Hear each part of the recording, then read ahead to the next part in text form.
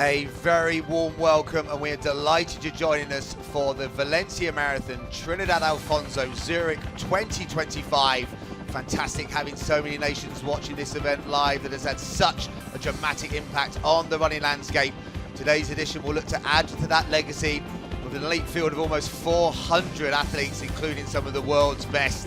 Then to add so many national, club and mass runners, making this the sought-after destination to see out the year. I'm James Lee, and I feel privileged to be back in the commentary box alongside one of my favourite people, a Tour 8 marathon runner, a World Cup winner, 5th in the Olympic Games. You're delighted to be back as well, Richard Narurka, aren't you?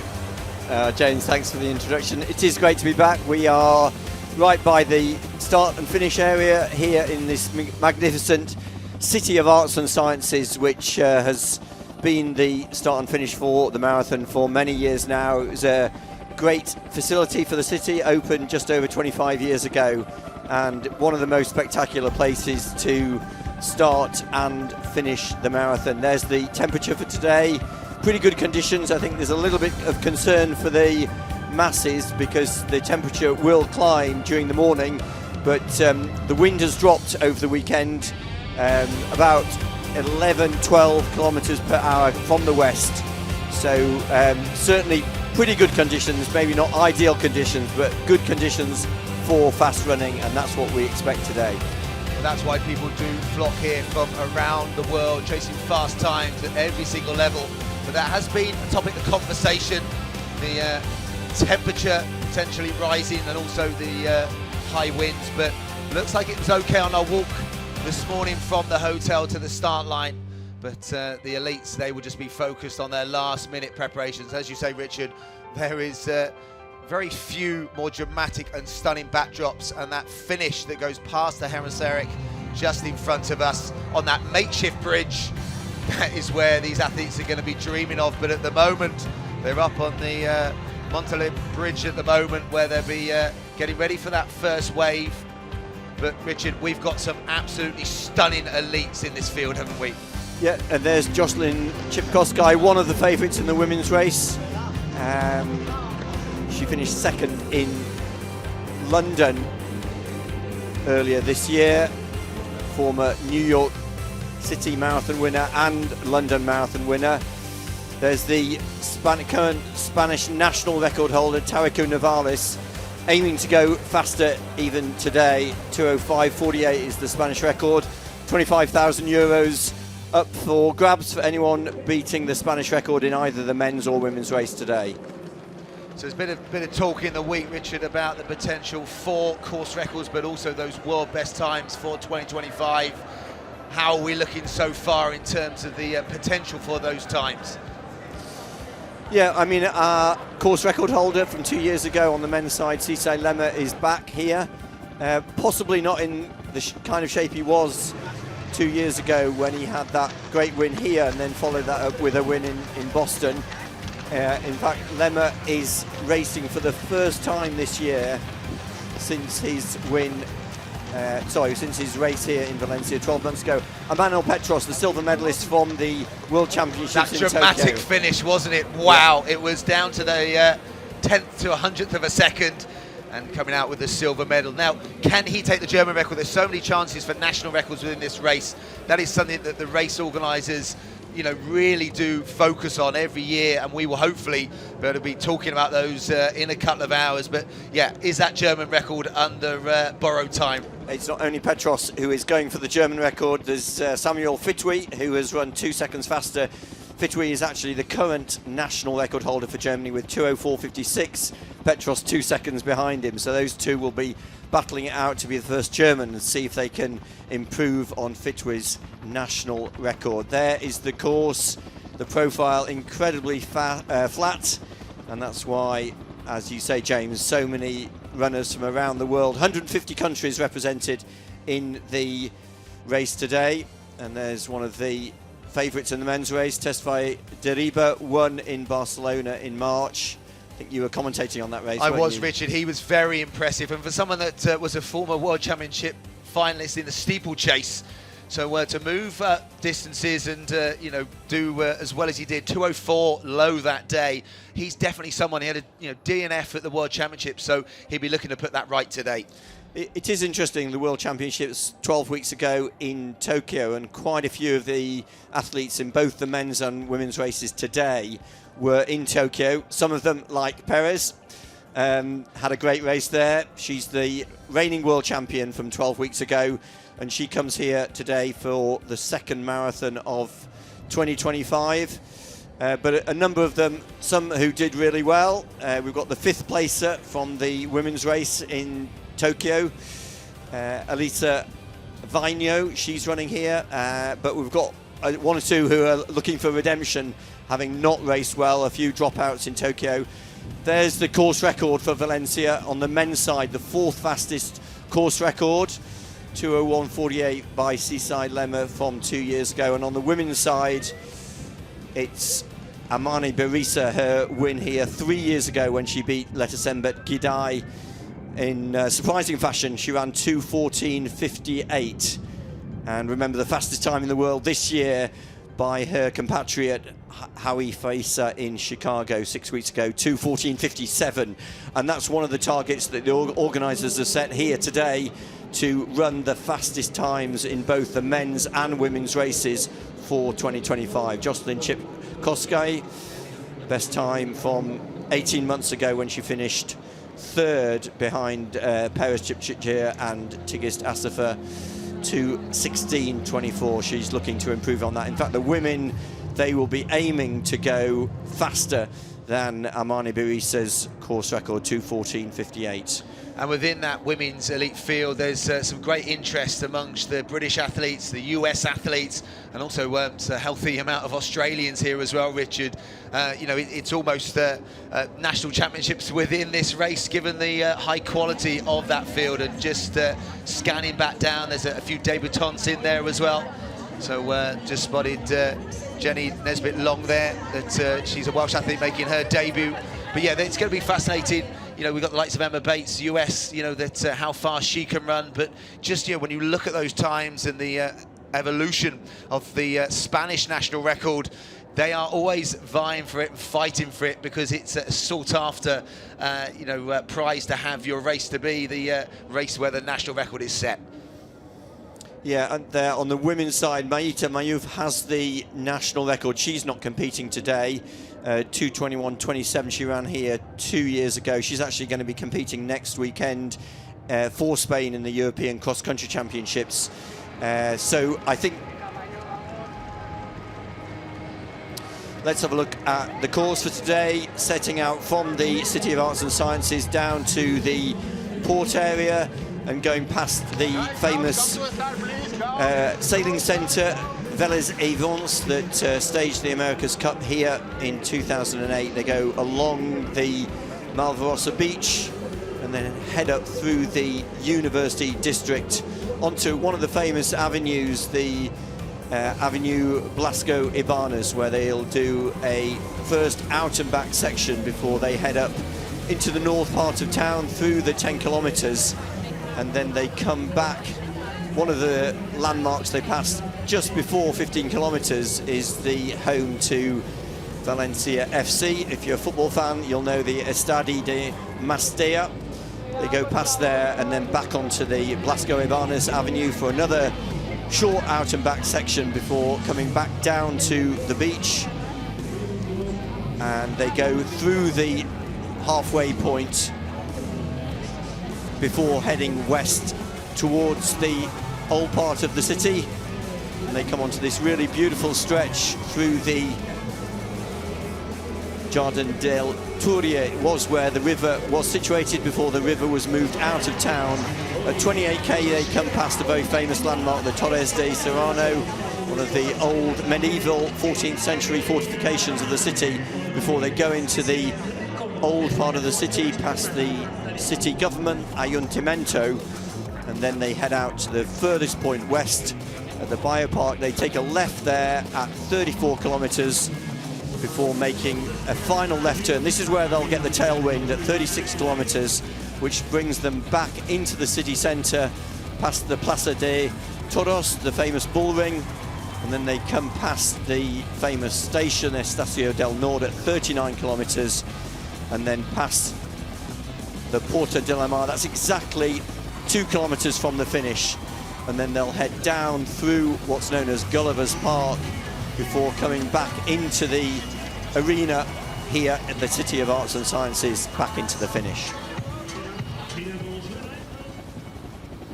Fantastic overview there of the course, and there's some drones out on the course as well, so expecting some stunning backdrop shots.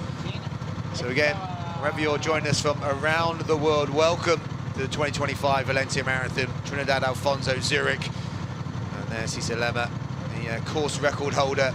He is, we played him up before, he's such a consistent performer, and if he's anywhere near his best, but he's going to be need to be at that best today, given that field. The likes of John Correa, a winner of Chicago, and the current champion from Boston, 2:02:44. Deriba, who we've mentioned, the winner in Barcelona, and then just so many high-quality athletes when you look down that field, likes of Hillary Kipkoech, and some debutants as well. The likes of Patrick Mussin. He's going to be someone, Richard, that we're likely to feature. When you look down, the likes of Cripper, and so many potential national records going down that list. And the elite women are just as strong, aren't they, Richard? Yeah, the top 3 there are probably our favourites to occupy the podium places. Bariso won here 3 years ago, Chipchirchir, the reigning world champion, Jocelyn Chipkoska, former winner of New York Marathon and London. Those are the big 3 names, but quite a few others behind them. This is the 10th to 20th lineup. Genevieve Gregson aiming to be one of the only Australians to represent her country in the Olympics 5 times, aiming for a spot on the Australian team in 3 years' time in LA. Emma Bates, will be watching her progress. It's the first time she's actually competing at the marathon outside of her own country, having already run 12 marathons. There's the champion from 3 years ago, Amani Bariso, being introduced alongside the 2 Kenyans, Chepkosgei on the left and the reigning world champion, Perez Chipchirchir, looking very relaxed, very happy to be back here. Remember, she won here 5 years ago, ran a course record then, but since then her course record has been improved by over 2 minutes. Those are the 3 leading women lining up, and we'll be talking about just behind Bariso is Charlotte Purdue, running her first marathon in 2025. Bariso looking very happy to be back here. And male athletes with bid number 10. On Bariso's right in the red vest, Dino Suffer, who is a personal pacemaker for Amani Bariso. All the top 3 women have their own personal pacemakers here. And Sisai Lema, the #1 athlete by time, being introduced.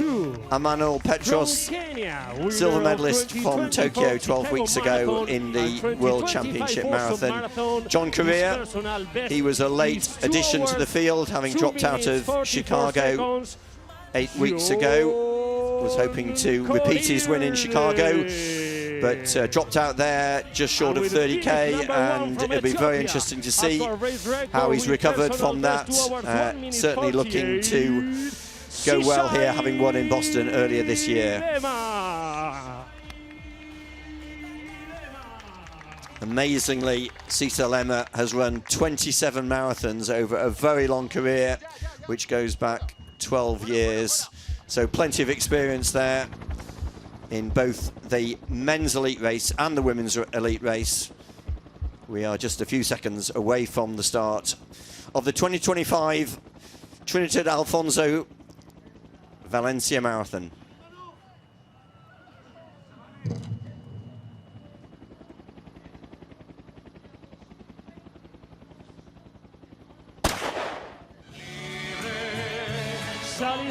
And there the gun fires to set off the first wave, including the elites of the Valencia Marathon Trinidad Alfonso Zurich 2025.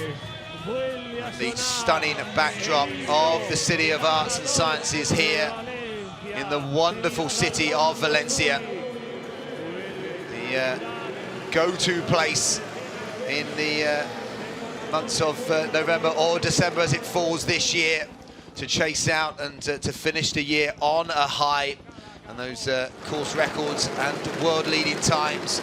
But it's also going to be the huge standard of national club and masses as well. There was a real buzz to the city last night, but also as you fly into different locations, we flew into Alicante and they were talking about the marathon there, and everyone was in marathon shoes. And passport control even asked, saying, is this the normal destination of everyone? But it always is, and you can see so many different club vests. So again, wherever you're joining us from around the world, sit back, enjoy the action. We've got around about just over 2 hours to welcome home the first of our elite men, and that'll be followed by the elite women. But then for the next 2 hours after, I think it's 6 waves in total. Thousands of runners are going to be lining the streets and also supported on their way.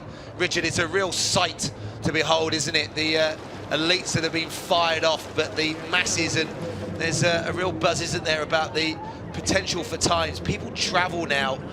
We've seen it in the last few years.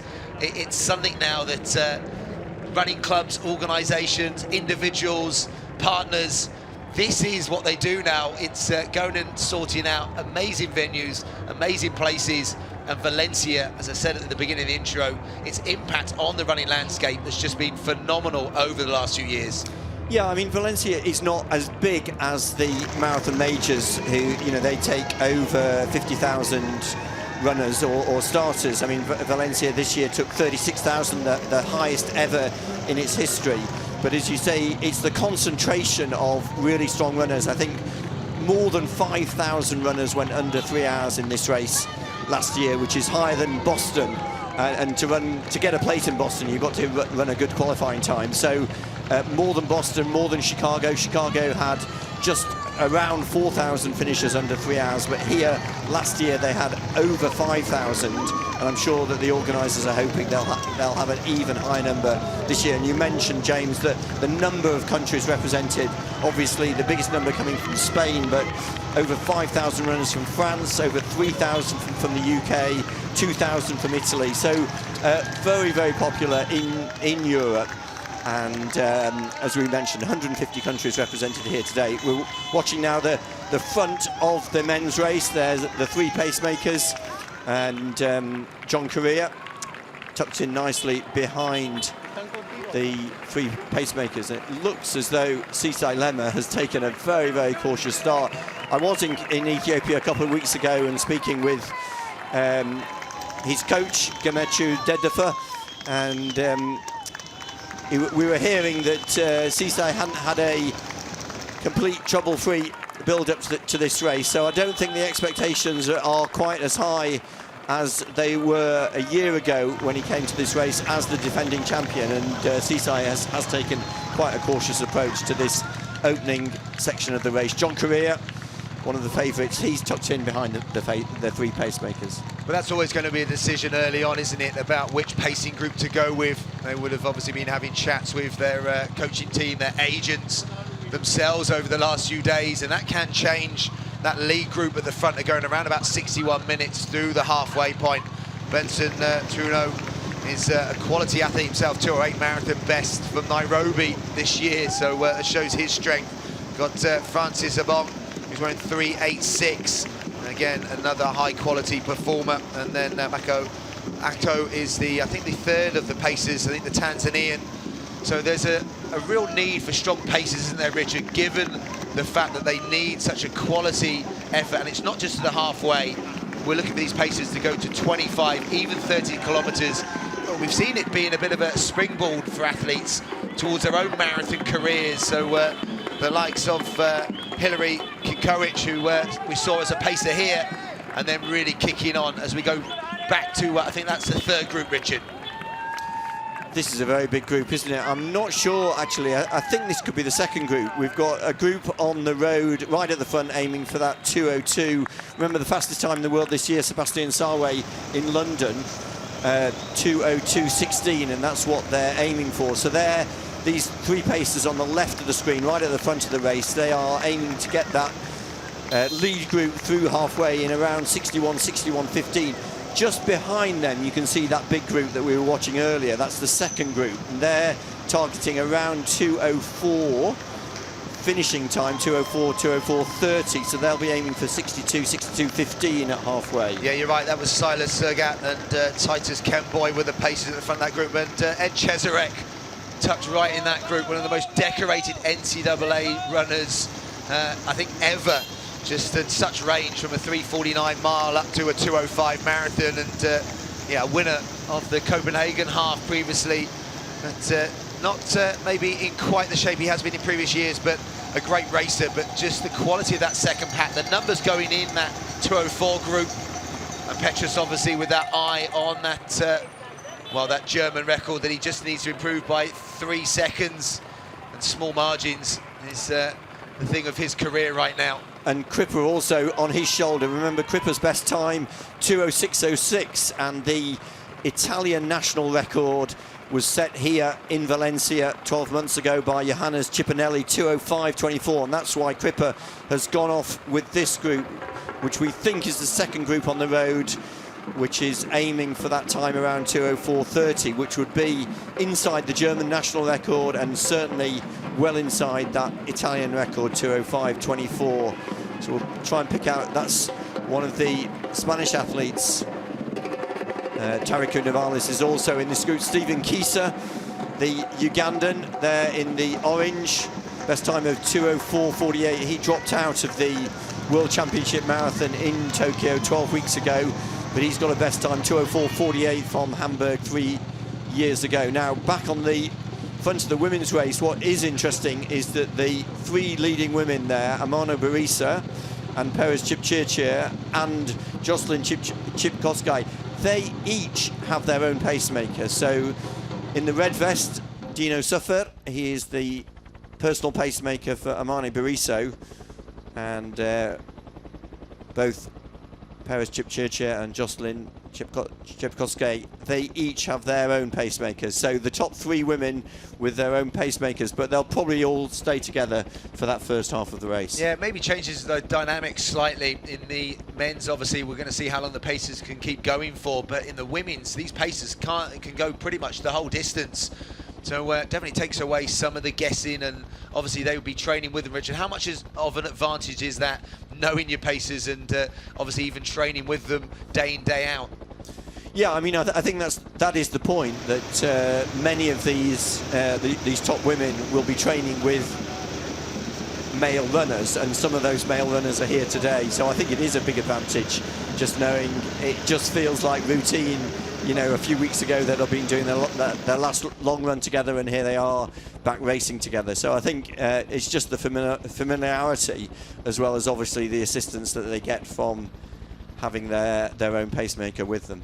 And I think that's a great aerial shot, just showing the different packs and the strength in each of those three main groups that we've got established now, with the paces that were outlined in the elite briefing for these athletes. And I said they do have to make a decision about which group they go with, because, you know, it might not sound a lot, 30 seconds maybe to a minute through a halfway split, but that could be the difference, isn't it, Richard, between holding the splits and even be able to run a quicker second half. And, you know, there's obviously things on offer today in terms of those European Marathon Championships in Birmingham in the summer. That qualifying for men, 2:09.30, for women, 2:27. So for our European athletes that don't have those qualifying times now, but also to make sure when you look at something like the German team, it's so strong. And it's going to be interesting to see which athletes do take up their opportunity to race in the UK in August. So just 5 athletes have chosen to go with this very, very fast pace at the front of the men's race. We've got our 3 pacemakers there, and behind them we have got John Career, second fastest runner in the field behind Sisai Lemmer, but with a very good record from the past 2 years. So a question to you, Richard, again. Obviously, John dropped out of Chicago, going there as defending champion, had such a great race 12 months earlier, dropping out. How hard is it to do a marathon block, not get your reward. Obviously didn't go past 30 kilometres to really do himself damage, but how hard is that to come back and do another semi-marathon block? Yeah, I think it is hard to recover. I mean, as we mentioned, Chicago was just 8 weeks ago, and I suppose the only thing about Korea's run in Chicago was that he dropped out before the 30k point, so physically he wouldn't have been quite as beaten up or tired as had he done the full distance and then was trying to come back from that. But I think the point you're making, James, is that mentally it's quite tough, because he would have built himself up for a really big performance in Chicago, would have been disappointed not to have been able to defend his title there when Kip Limo had that sensational run, the second fastest time of the world this year, when he set the new Ugandan record in Chicago. So will be interesting to see how Korea goes, but he is definitely set out at that very fast pace. Sisai Lema has made up some ground, and we'll just try and identify the other Kenyan athlete right on the left of the screen in the white vest, Hillary Kipkoech. We've seen him here pacemaking, haven't we? 2 years ago, did a great job pacemaking when Lema went on to win. Last year he ran the full distance, finished 8th in 2:0:45, and definitely looking to go faster. And Kipkoech part of a very strong ASICS group here, and we'll see if we can spot the debutant Patrick Mosin, who is also in Hillary Kipkoech's training group. But James, as you mentioned, those drone shots giving us a really good idea now of the, well, we say the masses. I think this is still the first wave of runners heading down towards that port area. Well, over the last few years, when I've been talking to people, and obviously people have been watching the comps from this race each year, I think seeing the consistent weather, seeing the beach at this time of year, I mean, it tends to be when you leave in the UK that it's wet, windy and raining and almost 0 degrees, and then you come here and it's stunning weather this time of year. So and it's a nice way to see out what is a busy calendar now in the marathon program, you know, in terms of the amount of big city marathons, and as you said, you know, Valencia in comparison to some of the major city marathons is punching above its weight, and it has done, but the numbers seem to be increasing now in the masses, and it's just been a fantastic thing. Over the last 15 years, we spoke, you know, to various people over the last few days in our time here, that, you know, they're just so proud of this event, aren't they? Yeah, I mean, a lot has changed here in this this race over the last 15 years. This race used to take place in February, but now it's become an annual fixture in December, right at the end of the year. We've already had 7 of the marathon majors that have happened, the last one being in New York just over a month ago, and Valencia positioned always in December, usually the first weekend in December, and a lot of anticipation over the last few weeks for this race. And I'm sure there are a lot of people watching around the world to see whether the fastest time in the marathon will be set here today. But yeah, we've mentioned about the history. Really started when Paco Barao became the president of AIMS in 2010, and then the local businessman here, Juan Roig, started to get involved with his Trinity Alfonso Foundation in 2014. He's the man who owns the chain of supermarket stores, the Mercadona chain, and he's put a lot of money into this race. In fact, he has offered €1 million for anyone breaking the world record here today, as he did 2 years ago after Lema's win, and that's one of the reasons why Valencia has been become known as the place to run fast times, because of the interest from the organisers to run fast times.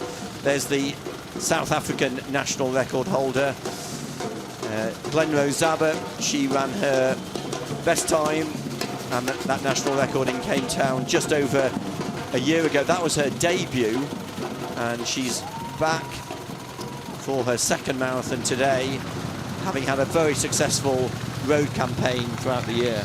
But it's not just the marathon, the half marathon back in October. It's almost a stepping stone to the marathon for many. Saw a European record by Andres Olga, fresh from his medal at the World Championships, and 58.41 for those new European figures. And then some will be back in January over the 10K distance. So there's the first 5K split of our elite men.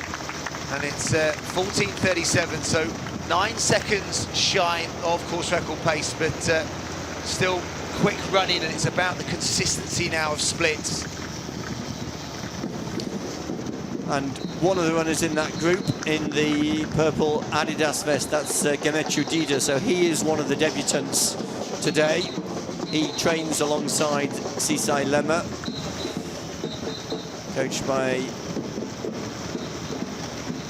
Dead Defoe. He's got a 58-minute half marathon PB, and we've seen people step up with such quality half marathons, but it doesn't always translate, does it? You know, there's a lot of training and racing differences between that half and the full marathon distance, Richard, aren't there? Yeah, it will be very interesting to see, but I suppose the advantage that Gemetru Dida has is that his training group includes Tamrat Tola, Sisai Lemi Bahanu, many top-class experienced marathon runners. So I'm sure Dida will have learned a lot from them. And his coach Gemetru Dedefa was telling me a couple of weeks ago he's trained very well, and Gemetru, I know, has got high hopes for Gemetru Dida running his first marathon here. This is the second group. Oh, did you see that, Richard? It's going to be probably something that is going to be hard for these elites, given the sheer numbers. We've got almost 400 elites, so you can do the maths on the amount of bottles per tables that they've got to navigate and try and make out. And you saw one of the athletes go back. I think it was one of the pacers, actually, Richard. It looked like one of the pacers went back for their own drinks, because even the pacers, they get the 25, 30K, and there it was. I think it was 3:90. Just trying to think which of the pacers that is, but trying to get back onto the field. But yeah, it's going to be a factor today. And again, how important is it to get those fuels on board early on, given that the temperature is potentially going to rise today in Valencia? Yeah, I mean, I think it's very important, and there's been so much more talk in recent years about the importance of nutrition. A lot of the runners, I mean, obviously going back 20, 30, 40 years, drinks were important, but I think it's just become even more important, and runners do think a lot more, practice a lot more about their drinks and their gels, and it's one of the reasons why performances have got even faster. But that second group, it is interesting. There's Stephen Kieser in the orange. It's a very big group, including those two Germans, the silver medalist from Tokyo, Emmanuel Petros. His coach, Renato Canova, flew in last night, and he's running alongside his compatriot, Samuel Fitwi. So the two Germans, who are just 2 seconds apart in terms of their personal best time. There they are on the right of the screen. They're chasing that time, 2:04.56, Fitwi's national record. And on the right, now we're seeing the leading women. Interestingly, it looks like it's the lesser-known Ethiopian Fikete Wereta. She has latched on to those three favourites, the two Kenyans, Chepchirchir and Chepkosgei, and Amana Bariso. Fikete Wereta, the younger Ethiopian, one of the few top women in the field who is under the age of 30. We were talking about that yesterday, weren't we, James? That so many of the top women competing today are experienced in their 30s. And there's another of the elite women, Izzy Bat-Doyle, chasing the Australian record set here in Valencia. Sinead Diver ran 2:21.34, sorry. Izzy Bat-Doyle's best time, and she's just under that national record. Looks like her compatriot Jessica Senson's just in front of her, so the two of them look like maybe potentially working together. There's obviously a lot of pride in the Australian national record, but it would be about working together maybe in the early stage, and just see the sheer numbers of runners around them as well. They're definitely going to have company along the way of those very good standard national club runners that will be running very similar times. And again, this pan back to the second group.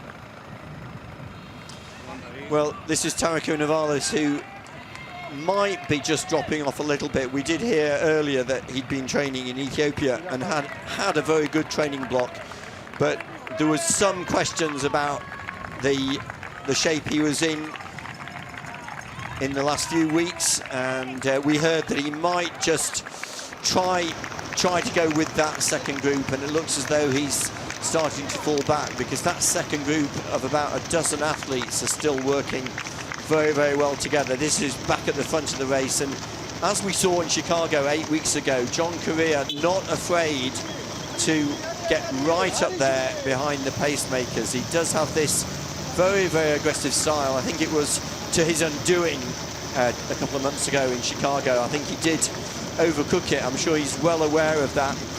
At the moment he looks very comfortable, but we are just in the first quarter of the race. Sisai Lema, we know, is very aggressive, and Lema is the one who has gone with Correa. These two trying to follow the pace being set by their pacemakers. There's Gemetru Dida, the debutant, on the left in the purple vest. And on the right there, we see the leading Finnish athlete, Elisa Vainio. Now, she's got an amazing story. Well, we were talking about it, weren't we, Richard, over dinner last night. To come fifth in the World Championships, you'd normally maybe put your feet up for a few weeks, but 3 weeks later, setting a national record, 2:23. I mean, powers of recovery. You know, the heat was obviously a factor, so 2:28 for that fifth place. And again, we must mention Julia Patamain's phenomenal bronze medal that day. A real surprise going in, ranked pretty much last of the elite field in Tokyo. The Uruguayan taking the bronze medal, but a fantastic fifth place. But coming back 3 weeks later, and I tell you what, someone that would love to make a big comeback today, Charlotte Purdue, 2:22.17. She's done so many marathon blocks that haven't quite gone to plan and got to the start line, and it just hasn't panned out. But again, her and her team, Richard, will be looking to get back in that PB range or there or thereabouts. Yeah, Nick Bideau, her coach, is out here because he's coaching a number of the top Australian athletes, including Izzy Bat-Doyle, who we were watching a few moments ago. Charlotte Purdue hoping to improve on her best time set in Berlin 2 years ago. But it is John Correa, just having a glance at his watch. It's fantastic, that side-on view, just the effort, or seemingly lack of effort, and just how relaxed and rhythmical they are, almost in sync, those three paces at the front. And the paces have such an important job as, again, we pan back to Sako, who actually retired and decided enough was enough, and then wanted to come back. So hats off to him, the athlete wearing the hat today, to get back into marathon shape. The long career, successful career, and he's back on it again, Richard. Yeah, his best time 2:05.29 when he finished fourth in the Tokyo Marathon 5 years ago. So again, a lot of experience, and hoping that Valencia can be a happy hunting ground for him and he can go even faster. So yeah, he'll be looking, see if he can improve the Japanese national record, which was set 4 years ago by Kengo Suzuki, 2:04.56. So Osaka will need to take just over half a minute off his best time, 2:05.29, if he's going to get the national record. So there are the five athletes who've gone off at the pace of the three pacemakers. Remember, the pacemakers aiming to go through halfway in just around 61 minutes. And Dida, the debutant, he's latched onto John Correa. This is the front of the women's race. Perez Chipchirchir, very, very experienced. We talked about the experience of the top women. Bariso, she's run 14 marathons. Perez Chipchirchir's run 11, as has Jocelyn Chipkosgei. So very, very experienced. This is one of the top Spanish athletes, Meritxell Soler. Yeah, I commentated quite a lot in the Run Czech series over the summer. So they were having some good battles, and she ran in some fairly warm conditions. Very consistent performer. 25th, I think, in the Paris Olympic Games. So 2:24.57 lifetime best. So a good championship runner. But, you know, has she got another few more minutes to chase that national record? Yes, I think with the absence of Maïta Mayouf today, who's got the national record, 2:21.27, I think that it's going to be perhaps a little bit too much to ask of both Meritxell Soler and the other top Spanish athlete, Esther Navarrete. And Nora Szabo was the other one that was always in these races, so they know each other very well from multiple half marathons in the summer. And Nora Szabo was very consistent, the Hungarian national record holder. So they've gone through in 17:16 through the first 5K split. See that they've got a pacer at the front of that group as well. So we're getting some great split screen shots from out on the course. The lead women on the left-hand side of the screen, world champion in there, Perez Chipchachir. So to go from that world championship winning time, where times went out the window, it didn't matter about times that day, 2:24. But I think the fact that this lead group, they've been talking around that course record, that 2:14. Mariso knows she can run that, having done that previously here. But I know Joycelyn Chepkosgei would love to be in that. She once broke 4 world records in one race. I think it was back in 2017 in the half marathon, going through in 10K to 15, 20K and half marathon splits. So huge performer on her day as well. As we go back, and I'm looking out, I think maybe in that group as well, the second or third of the women's group, Kira D'Amato, I think, might be in that group, the former American record holder. So there's Miguel Indurain, yes, one of the very well-known faces in Spanish sport, 5-time winner of the Tour de France. We often see him at the big city races here in Valencia and Sevilla. And on the left there, Esther Navarrete, I think we mentioned her a few moments ago, very similar best time to Meritxell Soler, 2:24.40. So she's both Navarrete and Soler are running in that same group, with Indurain on the bike doing the pacemaking. I couldn't think of someone better to be on the bike, so his bike handling skills, and yeah, an absolute legend in these parts as well. Yeah, so Chepchirchir there on the left of the screen with her personal pacemaker just in front of her. Remember, Olympic champion in 2021 from the 2020 Tokyo Olympics, and a 4-time world champion, 3-time half marathon world champion, 2016, 2020 and 2023, and this year won another big title when she had that great battle with Tigist Assefa. Just out-sprinted her in the final few meters of that race, and Gianni Di Madonna, her manager, was telling me earlier this week that her aim today is to go faster than she's ever run before. Her best time, 2:16.16 from London 18 months ago, and Perez aiming to go under 2:15 for the first time. I have to say, Gianni was a little bit concerned about Perez coming into this race so soon after Tokyo. I mean, in some ways 12 weeks is quite a good gap, but that race in Tokyo did take a lot out of her in the heat of a Japanese summer. So just on before that, Soloane Jesus was on the screen, the athlete from Portugal, and some athletes have gone from Valencia the next week to the European Cross Country Championships, and that's a hard ask in just a week, but there will be athletes going over the cross country distance in the European Championships next weekend. But it is all about the marathon distance today.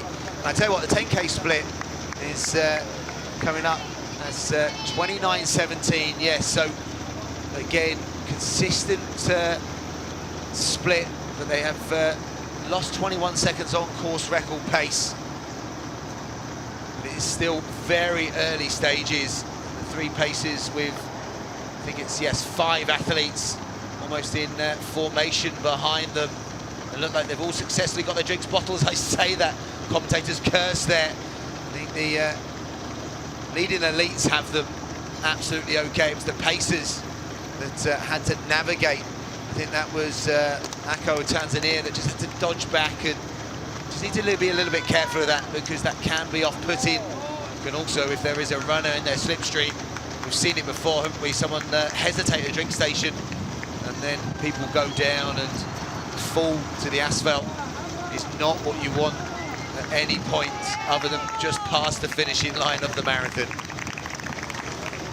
Yeah, I guess when Lemma ran that course record 2 years ago, he ran very fast, 2:01.48, but he went through the halfway in 60.48. So the fact that today they seem to be a little bit down, a little bit behind Cesar Lemma's pace from his course record, I don't think we need to be too concerned about that, because Lemma did not run a negative split that day. Yeah, it was quick, wasn't it, Richard? Yeah. And they slightly paid for it.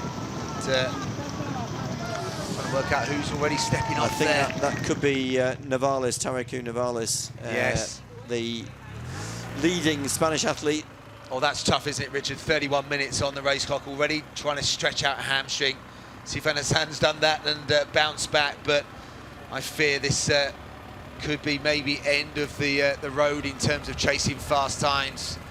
Navares, I think he's a 2:05, obviously, national record holder, and he will not, I was going to say, will not want to not show his full potential today. And again, trying to work out whether that's his glute or his hamstring. It looks like he's got tape on there. He has got tape, Richard, so potentially coming in here with an issue already.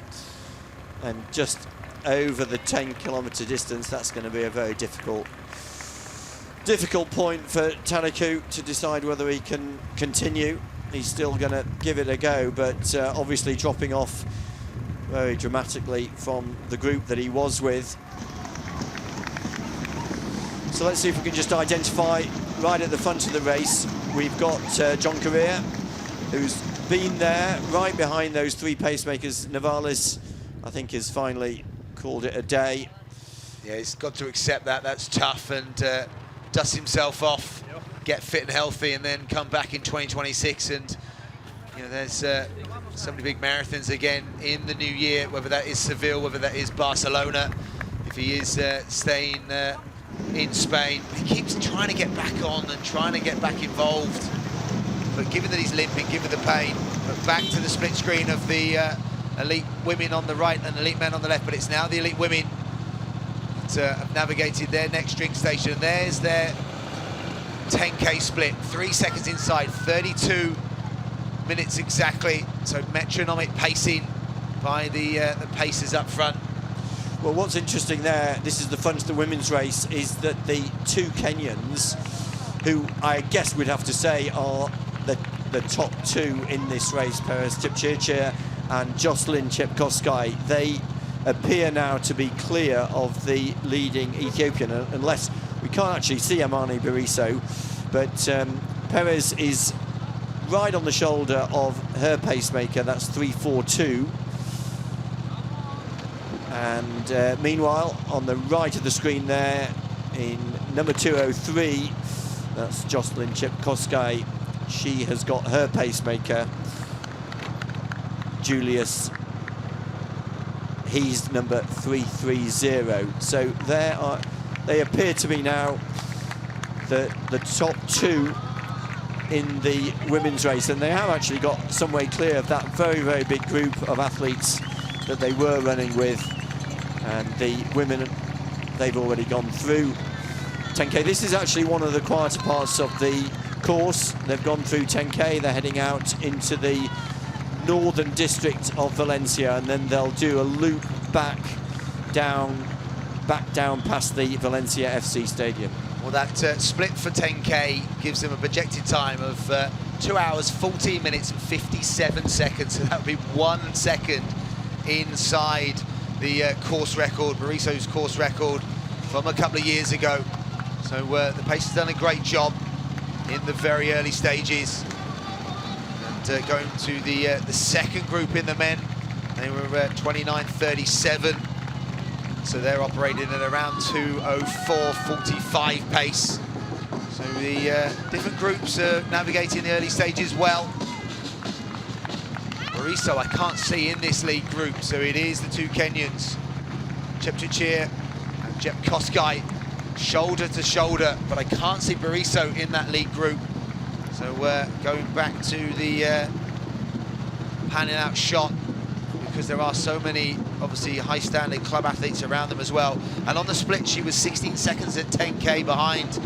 So 32.16, so her second 5K split for Bariso did pick up. She ran 16 minutes exactly, but has given the best part of 16 seconds up to the leading duo. As we look back on the right-hand side, the elite men, it's still that strong group of 5. Sisalema there, nearest us on the screen. John Correa, who has been the aggressor from the very early stages. Sisalema, as you say, is coming up almost to hitting around 30 top high-class marathons. And he's been on so many podiums, he's been so competitive. He's so experienced in comparison to those around him that haven't done as many marathons. But last year, 12 months ago, Sebastian Sarway was an impressive winner here. Sisalema the year before in that course record. And then the late, great Kelvin Kipton in 2022. Oh, was he missed. The world record holder from that fabulous run in Chicago. But, well, sorely missed in the world of running, him and his fantastic coach. I'm sure the athletes will always pay tribute to the trailblazing running that Kelvin Kipton laid out in front of them. And again, a great side-on shot. We're getting some lovely visuals from out on the course as the chasing group, or chasing athlete of this leading group. That's, I think we're in 19, yes it is. I think that's maybe just dropping off that second group. Felche Mutaru, I think that's national record. I think that may be even potentially the fourth group. Rwandan athlete there, who's just 4 seconds outside the national record pace at the moment. So I think that's just over 2:06 or 2:06.54 is the national record, Richard. 2:06.54, and I'm interested in that group because I think he might be just behind that group with Phil Sessamon and Alex Yee, because that third group, if that is the third group, they're targeting a time of around 63:15 at halfway. We'll see if we can pick up that third group at some point, but right at the front of the race, we can see how fast they're going, these 5 athletes. John Correa of Kenya, Sisalema of Ethiopia, Hilary Kipkoech of Kenya. He's in the white vest just behind John Correa. And then the 2 athletes at the back, the Kenyan in the pink vest is Justus Kangogo, and right at the back, the debutant, Gemechu Dida. So just getting some splits in that elite women's race further down the field. I think currently around just about top 10 or thereabouts. Emma Bates has gone through 10 kilometers in 34 minutes 10, identical splits, 17:05, and for the first 2 5K splits, and that's operating just inside 2:24 pace. So there or thereabouts her own PB pace. And as you said, Richard, interesting fact there, this is her first marathon outside of US soil. And she'll be looking to improve her own lifetime best. But Emily Sisson's national record from Chicago in 2022, 2:18.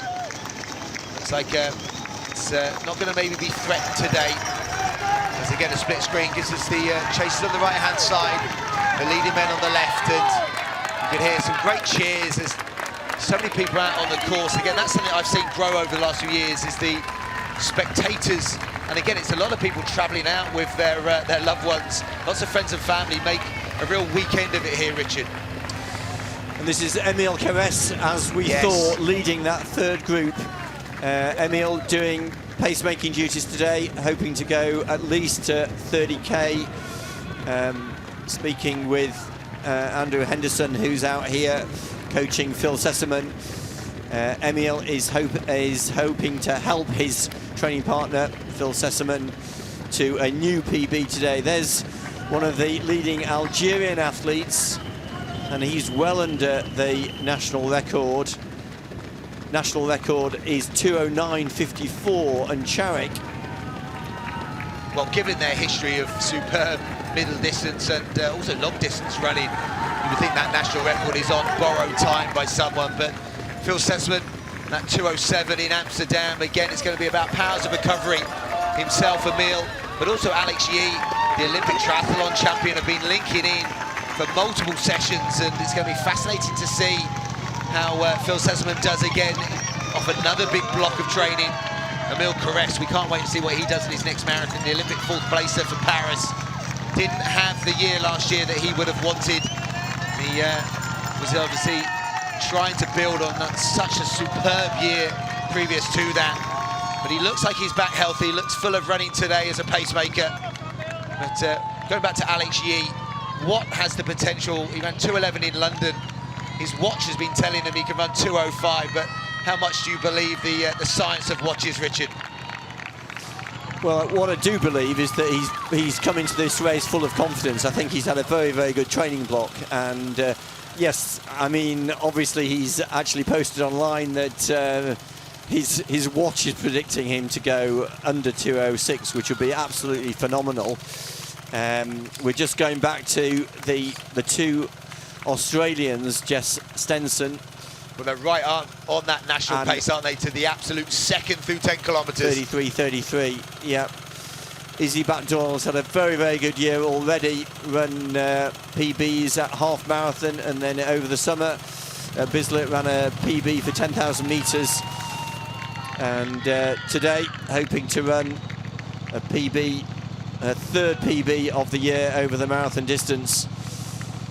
And here are leading women, the two Kenyans, Chepchirchir and Chepkoskei. They have raced each other so many times. They know each other so well.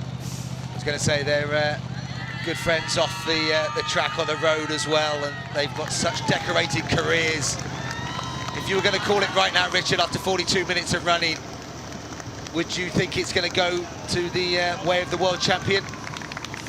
I just never write off Perez Chepchirchir. She is so tough. We saw that in Tokyo. I mean, when she came into the stadium with Tigist Assefa, and it was just going to be so close. And I think in the end, it was the one, Perez Chepchirchir, who really wanted it most and just got the better of Tigist Assefa, who had won in London.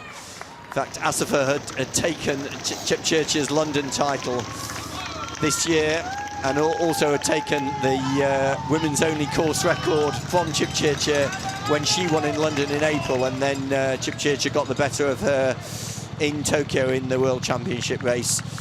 But yeah, very hard to separate them, and physically they are running alongside each other today. There's the Finnish athlete, Elisa Vainio. Vainio looks very good at the moment, yep. And look at that, 33.39, so 16 seconds inside her national record pace in the early stages. As I said, just 3 weeks between that superb World Championship top 5 finish and her own national record, which was fairly solo. Salpeta next to her, again a very decorated Israeli athlete running in the ENG colours, someone that's been on the podium at so many of the majors, and a European champion over 10,000 metres on the track in Berlin. I think that was at 2018. So again, a very consistent athlete for Vainio to be next to. Yeah, and that's a very big group. I mean, they're targeting a time of around 2:22, 2:23, and not surprisingly, most of the other athletes in that group are men. We talked about the depth in this race, right through down to 3 hours. But we're back at the front of the race. The leading men have gone through 15k. As we said, they were down on the course record pace set by Lemmer 2 years ago at 10k, and they've dropped further back going through 15k in 43.50, 40 seconds behind that very, very fast pace that Lemma set here 2 years ago. But I think what's important is that they've still got their two pacemakers. So 2 of the 3 pacemakers are still in the race, but they are, interestingly, 5 or so meters back from the pacemakers, which will mean that the pacemakers won't be pushing it more than they have to at this point. Yeah, interesting that we are down to just 2 paces before the halfway mark. 45 minutes of running. The projected time coming out at 2:03.16, so that halfway split somewhere in the 63.30 range. So not quite as fast as the organisers would have wanted, but well, it does set it up for a rapid second half potentially. As you can see, the chase group in the elite women, they're almost swamped, surrounded by such depth of men. So that's another athlete who's chasing a national record, the athlete from Mauritius, Marie Perrier. She ran her best time here, 2:26.19, and we keep talking about national records, but the organisers themselves, they put a lot of premium on the number of national records that are set here in Valencia, and today they've actually penciled a possibility of 26 national records. Wow. The most ever national records that have been set here were 2 years ago in the lead up to the Paris Olympics, when 20 national records were set. Well, whether they can beat that record remains to be seen. But it's hard keeping up with them, Richard, isn't it? Yes, how quickly and they we're doing our best. Phenomenally Yeah. get broken here in Valencia year on year. And again, we'll keep getting those live splits to give us an update. Those key athletes inside their own national record figures for some of them, and others chasing record figures that they would love to have as part of their CVs. But also, they would love to have part of their CVs winning the Valencia Marathon Trinidad Alfonso Zurich 2025. The man to your right there has done it previously, the course record holder, and I think probably given these first 15 kilometers knows his course record is safe. Yeah, it's good that the 5 of them are together, because obviously at some point over the next 10-15 kilometers the pacers will drop out, and then it'll be down to these 5 athletes and any who can try and catch them up to battle it out over the final part of the race. This is the second group that we were watching earlier. Very, very big group. What is interesting, Richard, they're only 40 seconds behind. There's not a huge differential between the front group and this chase group. And I tell you what, safety in numbers potentially, because that is a very healthy chase group. About 15 athletes, and they're 3 pacemakers right at the front doing a very, very good job. Remember, they've been asked to take that group through at around 62.15. Mossin is in that group as well, so he's one we were looking out to making his debut and maybe deciding to play it safe rather than to go with that lead group. And just going down the list as well, Emile Carres leading that third group, and they're on 2:07.03 pace.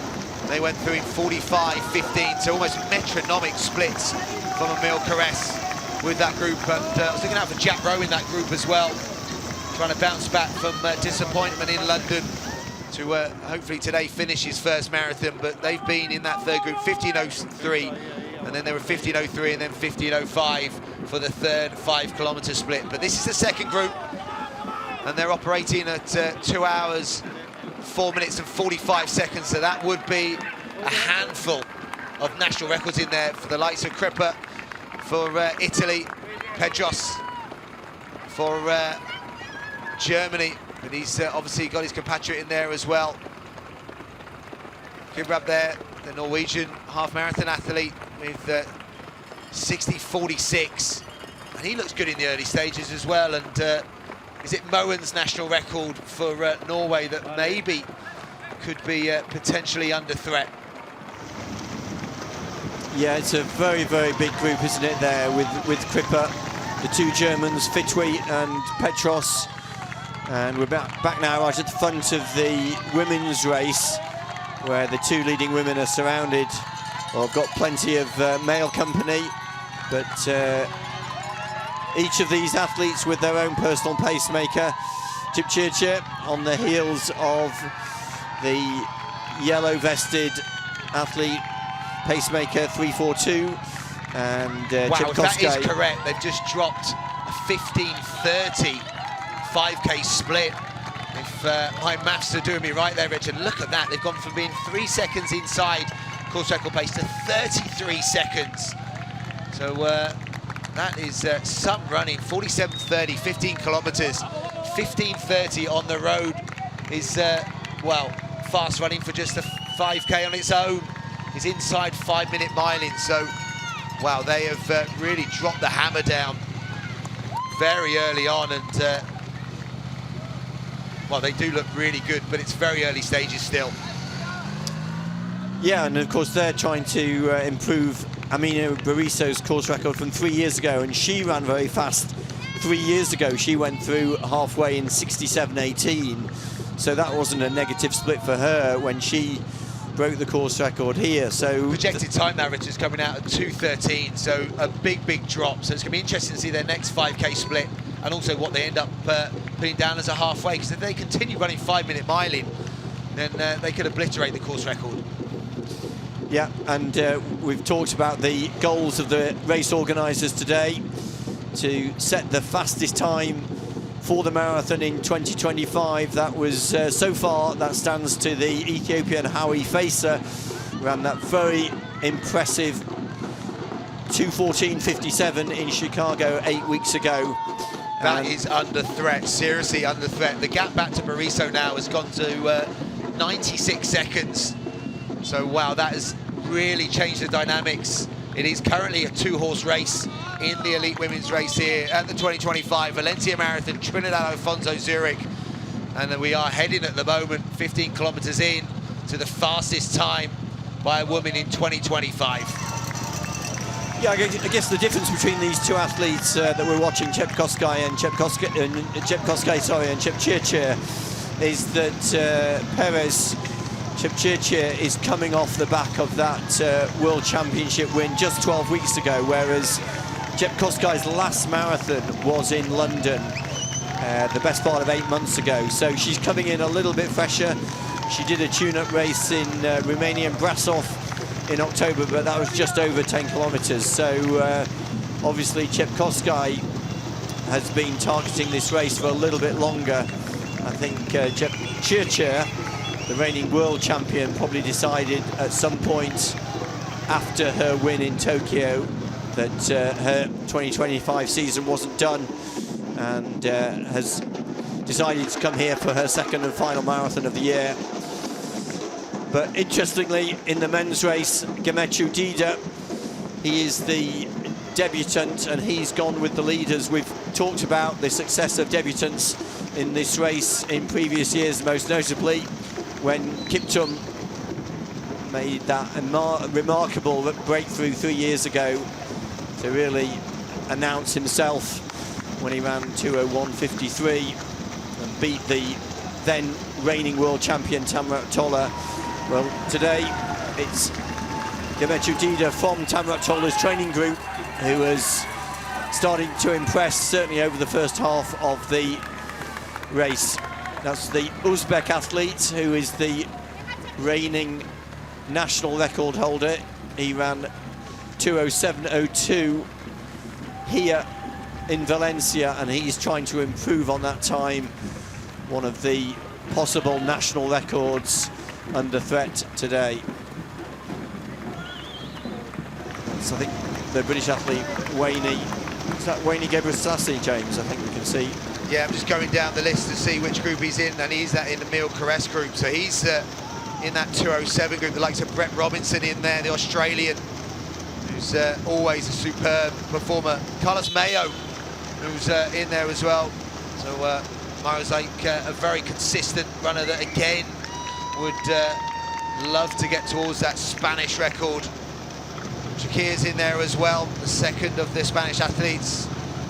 And I think Jakob Simonsen, the Danish athlete, is always in that group as well. So there's a big group of that chase group, I think, operating around that, or that third group, the low 2:07 mark. We'll try and get splits and updates of that. And I think they're still going at that 2:07 low pace. And again, real strength in numbers. I think Alex Yee is also in that group and projected at the moment 2:07, 0:6 as well. Yeah, if you're a triathlete watching this race, I'm sure you'll be wanting to follow Alex Yee, an amazing athlete and obviously reigning Olympic triathlon champion. I think hoping to defend that Olympic triathlon title in LA in 3 years' time. But this year, he's been focusing on the marathon. Probably slightly disappointed with his debut marathon in London. I think he wanted more. I think he found it tough, didn't he, Richard? And how much will he have learned from that first marathon? You learn so much, don't you? I mean, I think he'll have learned a lot, both from his training and also specifically from that race. And will have come into this race, I think, probably with a lot more confidence, just having experienced the pain and the toughness of the marathon in London. And on the screen, we've got some good examples. You've got Cecil Lemmer, the course record holder, who's run so many marathons. And Dida on the left-hand side of the screen making his debut. But as you said, he comes from a very established stable and coach of very good marathon runners. So that has to give athletes confidence when they come from groups that just routinely churn out fantastic marathon runners.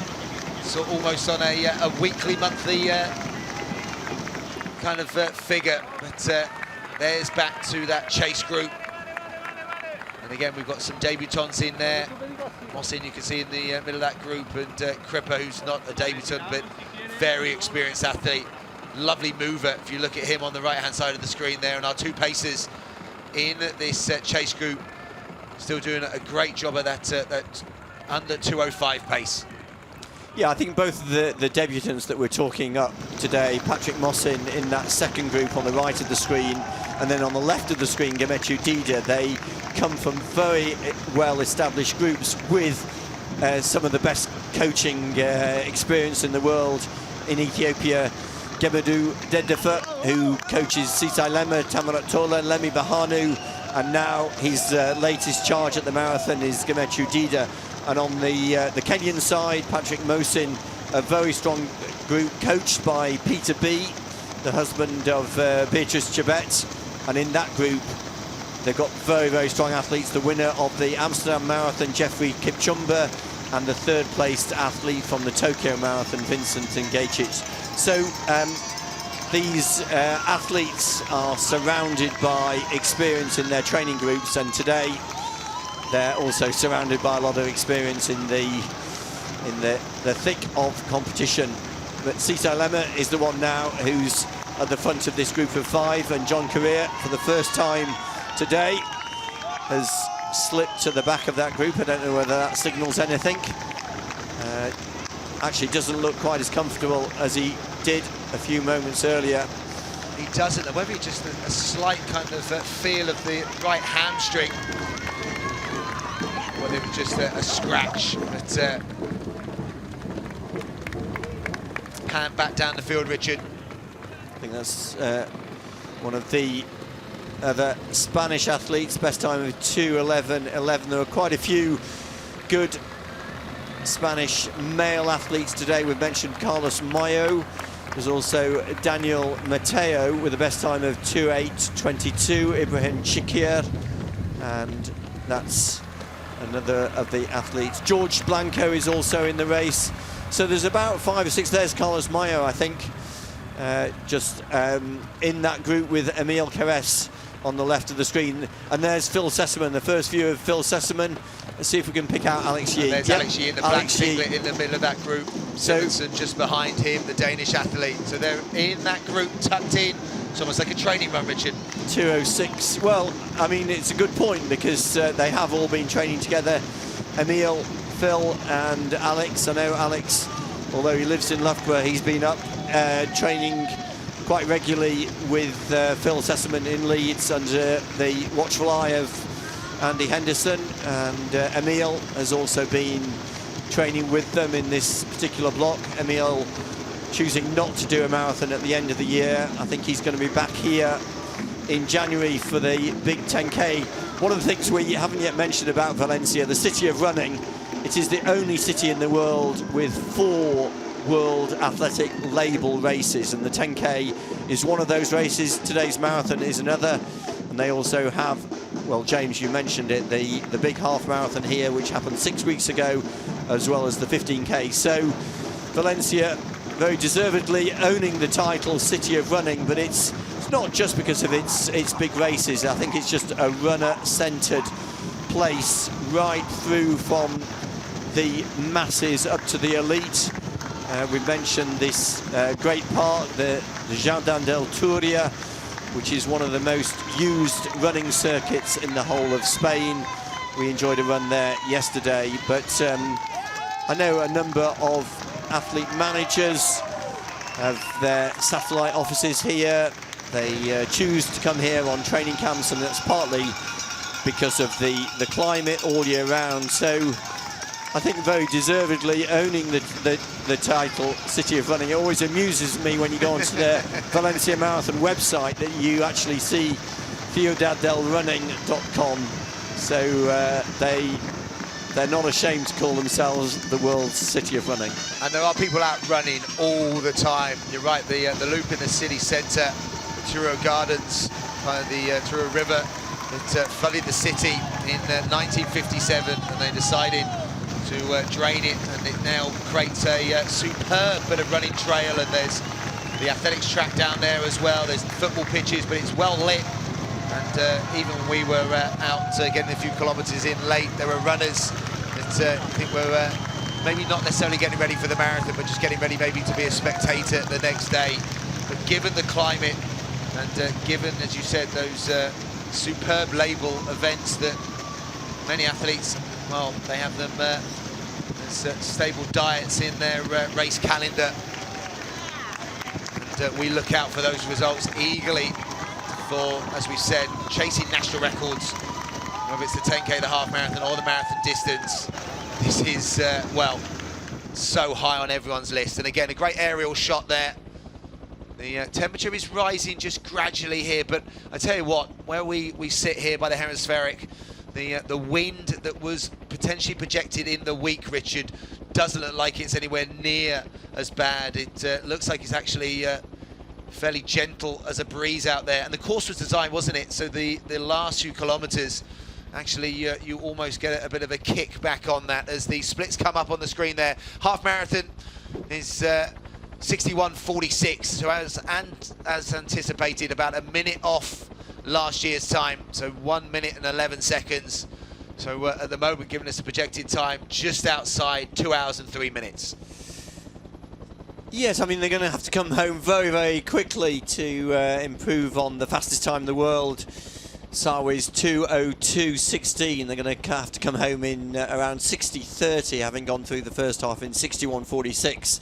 But the good thing for them is that there's 5 athletes still there following the 2 pacemakers. So still possible, but they're going to have to run very, very fast. But they're great shots of those leading 5 athletes with the pacemakers as they go past probably I would guess that's the 3rd or 4th wave of runners that have started from the City of Arts and Sciences where we are. A great shot there as they head down this big avenue down towards the Jardin del Turia. They've gone through halfway and they're heading down now west, down to the old part of the town. Having done their first circuit in the eastern part, they go out west, go through the old part of the city to the westernmost part, out to the biopark, and then they'll loop back round, back to the old park, and then back into the City of Arts and Sciences over the next hour. And yes, as you said, Richard, a great shot of the masses on the right-hand side of the screen, the elites doubling back on the left-hand side.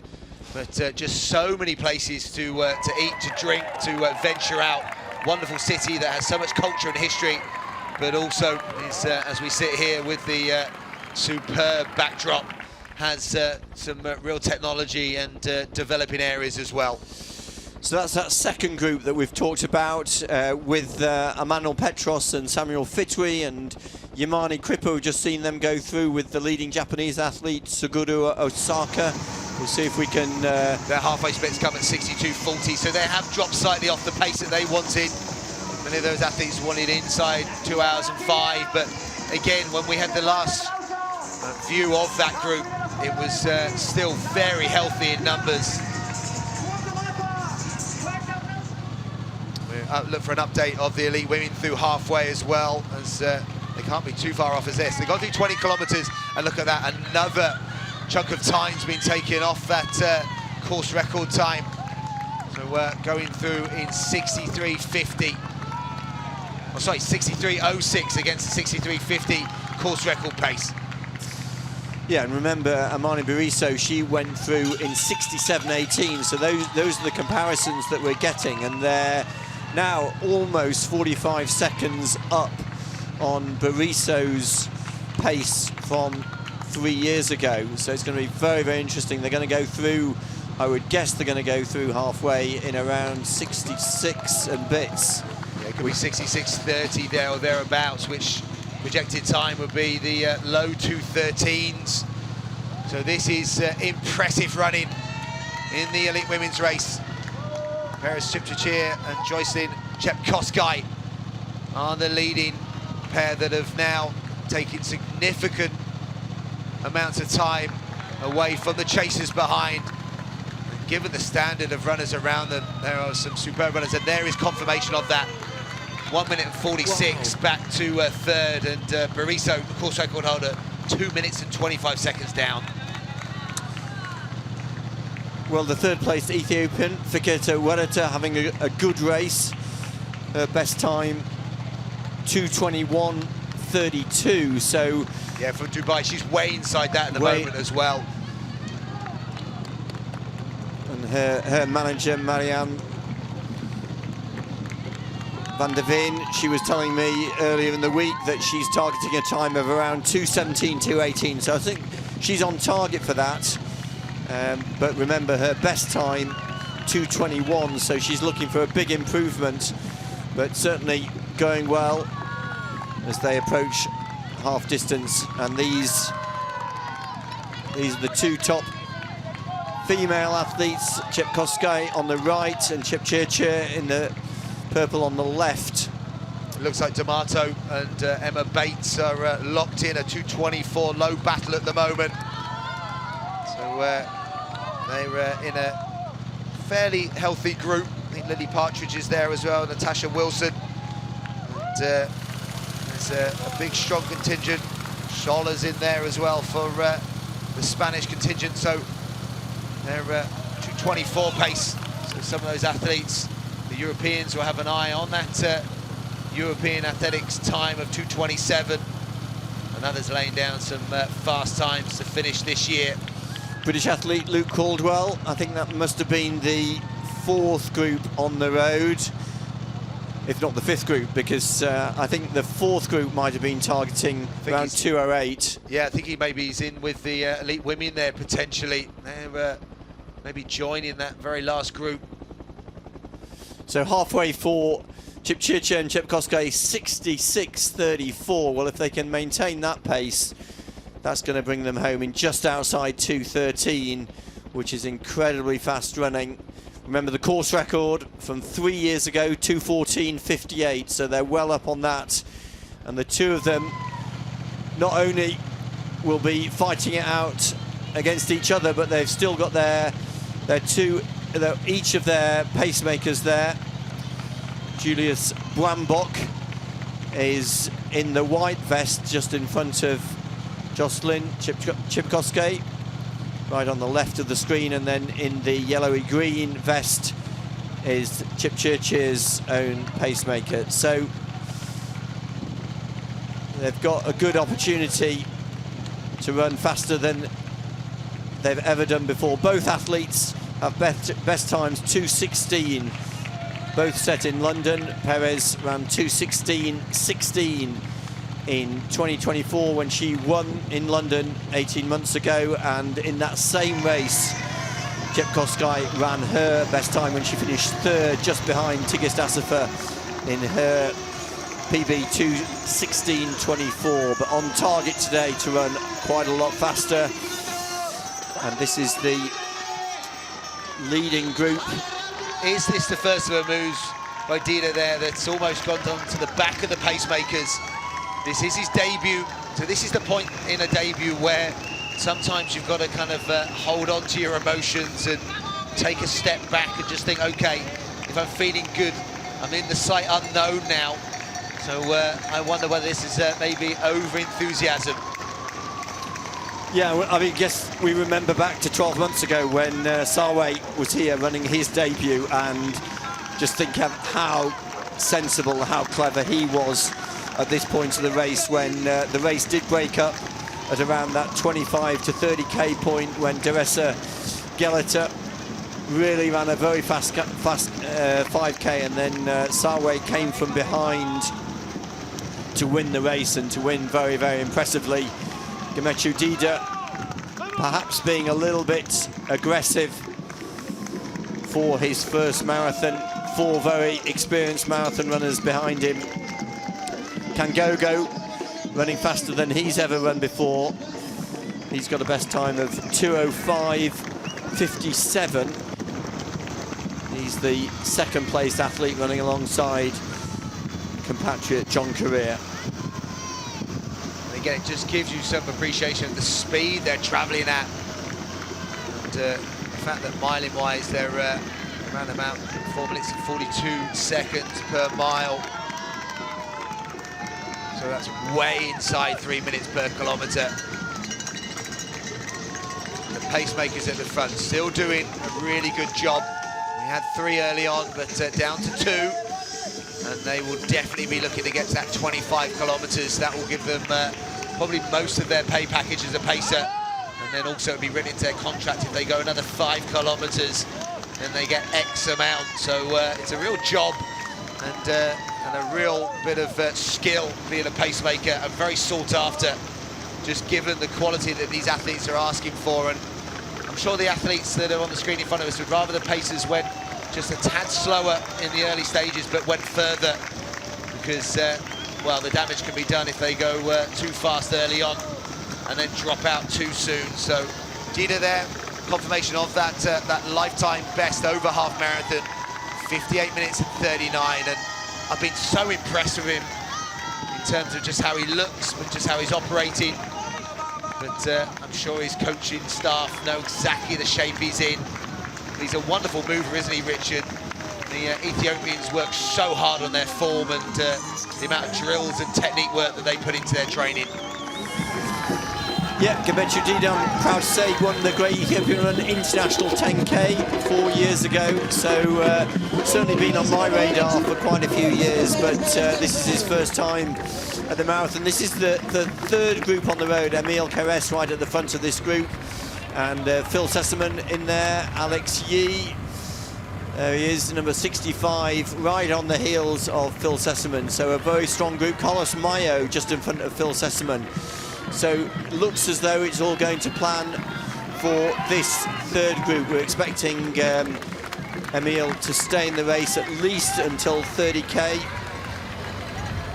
And one of the top Spanish athletes, Ibrahim Chakir, right at the back of that group. But Phil Sessamon, well, what a autumn he's had. Went to Amsterdam 7 weeks ago and improved his lifetime best for the marathon by 46 seconds. Went under 2:08 for the first time, ran 2:07.18. That was just 7 weeks ago, and this is a bit of an experiment for Phil and his coach Andy Henderson to attempt 2 big marathons in the space of 7 weeks. Alex Yee, personal best, as we mentioned, from his debut in London earlier this year. Well, Alex has had a good block of training, looking very, very relaxed at the moment. And both of them have been very open about their training. That's the new age that we live in. You were saying last night on our run, Richard, that back in the day you didn't know what people were doing other than turning up to races and running hard. Now everything's documented, whether that's on different platforms, whether that's on social media, and athletes are, you know, very honest about their training, and we've had a great insight into the likes of Alex Yee's build-up and his potential. But it's going to be fascinating to see how it does pan out in the second half of the race, as it will be now. The front end, the elite men, and there you can see the 25-kilometre split. It's 1 hour, 11 minutes and 52 seconds, so 1:25. Career now. Is this again a decisive moment in the race, Richard? Maybe he's opened up 10 metres on the chase group. Went for maybe a period where he didn't look quite as good as he did in early stages, but maybe he was just calling everyone's bluff. Look at him go now. Yeah, it is interesting. The pacemakers have dropped out, or appear to have dropped out. They're certainly not on our screen anymore, so that's the assumption we're making. And I think John Career is now in the position he loves being in. He's had plenty of experience of this in big city races, particularly in Boston and Chicago in recent years. And Career opening up a few metres, only a few metres, but I think this is where he likes to be. And just having a glance back, but that is a good 10 metres at the moment. Sorry, just confirmation of that 25-kilometre split, 73 minutes and 17 seconds was the course record pace. That was 71 minutes and 52 seconds, but it's not about course record pace today. I think John Career is just looking to bounce back from that slight Chicago disappointment. And he's such a great runner on his day, and right now it looks like he's back to the form that we've seen previously. Lifetime best of 2:02. And he's still got a chance of chasing that down with a strong second half. And look at that, the group behind now, the paces have gone. This is about racing head-to-head now. Yeah, you mentioned his PB from Chicago 14 months ago when he ran that very fast time, 2:02.44. Just 8 weeks ago when he ran in Chicago, it was a very, very different race to today. They went through in a very fast, I think it was around 60-16 at halfway. And I think a lot of people said that it was a bit too reckless, the pacing in that first half of the race. Today, it's been a lot more measured, and now explains why the athletes, if anything, can accelerate off that halfway time, 61.46. And it is Career who has opened up 20 or 30 metres. It's going to be interesting to see how the others respond. It is Gemechu Dida, the Ethiopian, who is leading the chase in that group of four. Gemechu Dida, Hillary Kipkoech, Justus Kangogo, and Cecil Emma just trying to hang on. Well, Justice Kangogo hasn't really done too much. He's kind of been hiding a bit, Richard, isn't he? So again, in terms of someone keeping their cards close to their chest, he's literally just been sat in that group, almost just taking a ride from the athletes in front of him. But it is John Career who is, well, decided that he wants to make an honest race of this. The pace was slipping again. It's now more towards the 2:04 now than the 2:03. And maybe Cecil Emma is the athlete that is struggling to go with the three chasers. So the athletes just through 25k, and this is the section that they run alongside the part of the town called El Rio, where the river Turia used to be before it was moved out of the city in the 1960s because of the big flood that happened in Valencia in 1957. You can see on the left of the screen is the park where thousands of runners run every day on the circuit, which goes through the Jardin del Turia. There's a close-up of Cecil Lema, and it looks as though he might be struggling a little bit. The pace has definitely picked up. This is Career at the front of the race. They've such a difference, Richard, in cadence between Cecil Lema there and John Career on the screen in front of us right now. Yeah, and you can see two things very noticeable now is that the crowds have picked up, but also the sun is a little bit stronger than it was an hour ago. And this is one of the things that the runners and organisers were a little bit concerned about. They said that the temperatures were a little bit on the high side if you're really talking about perfect marathon conditions. I think the temperature started when the race started an hour or so ago. It was about 14 degrees Celsius, that's around 60 Fahrenheit. And Lema definitely starting to struggle. He's now 30 or 40 metres back from that main chasing group of three athletes. Yeah, it's saying about 16 degrees now, Richard, and I think from the study they said anything about 9 degrees is probably optimal marathon conditions, so it is warming up, and it is going to warm up, I think, over the next couple of hours for the masses as well. So hydrating, getting refueled, but the elites in front of us, they know they've just got probably around about 44 or 43 minutes left of running, so they will finish before the temperature does rise. But in terms of temperature on the race circuit right now, it's risen in the form of John Correa. You can see people on bikes slightly struggling to keep up with his pace. As we go back to the elite women, you can see that split has dropped off just slightly in terms of they've lost a little bit of time, but they're still way inside. 39 seconds inside, Richard. 1:18.58 at 25 kilometres. Yeah, they've both got their pacemakers there, and they've also both got company from 4 or 5 male runners who are also on for a very good time. If they can stay with our leading 2 women, they'll be coming home around that 2:13, 2:14 time. There's about 5 or 6 male athletes behind Chepchirchir and Chepkoskay, who are each following on the heels of their own personal pacemakers. But the 2 leading athletes in the women's race well clear.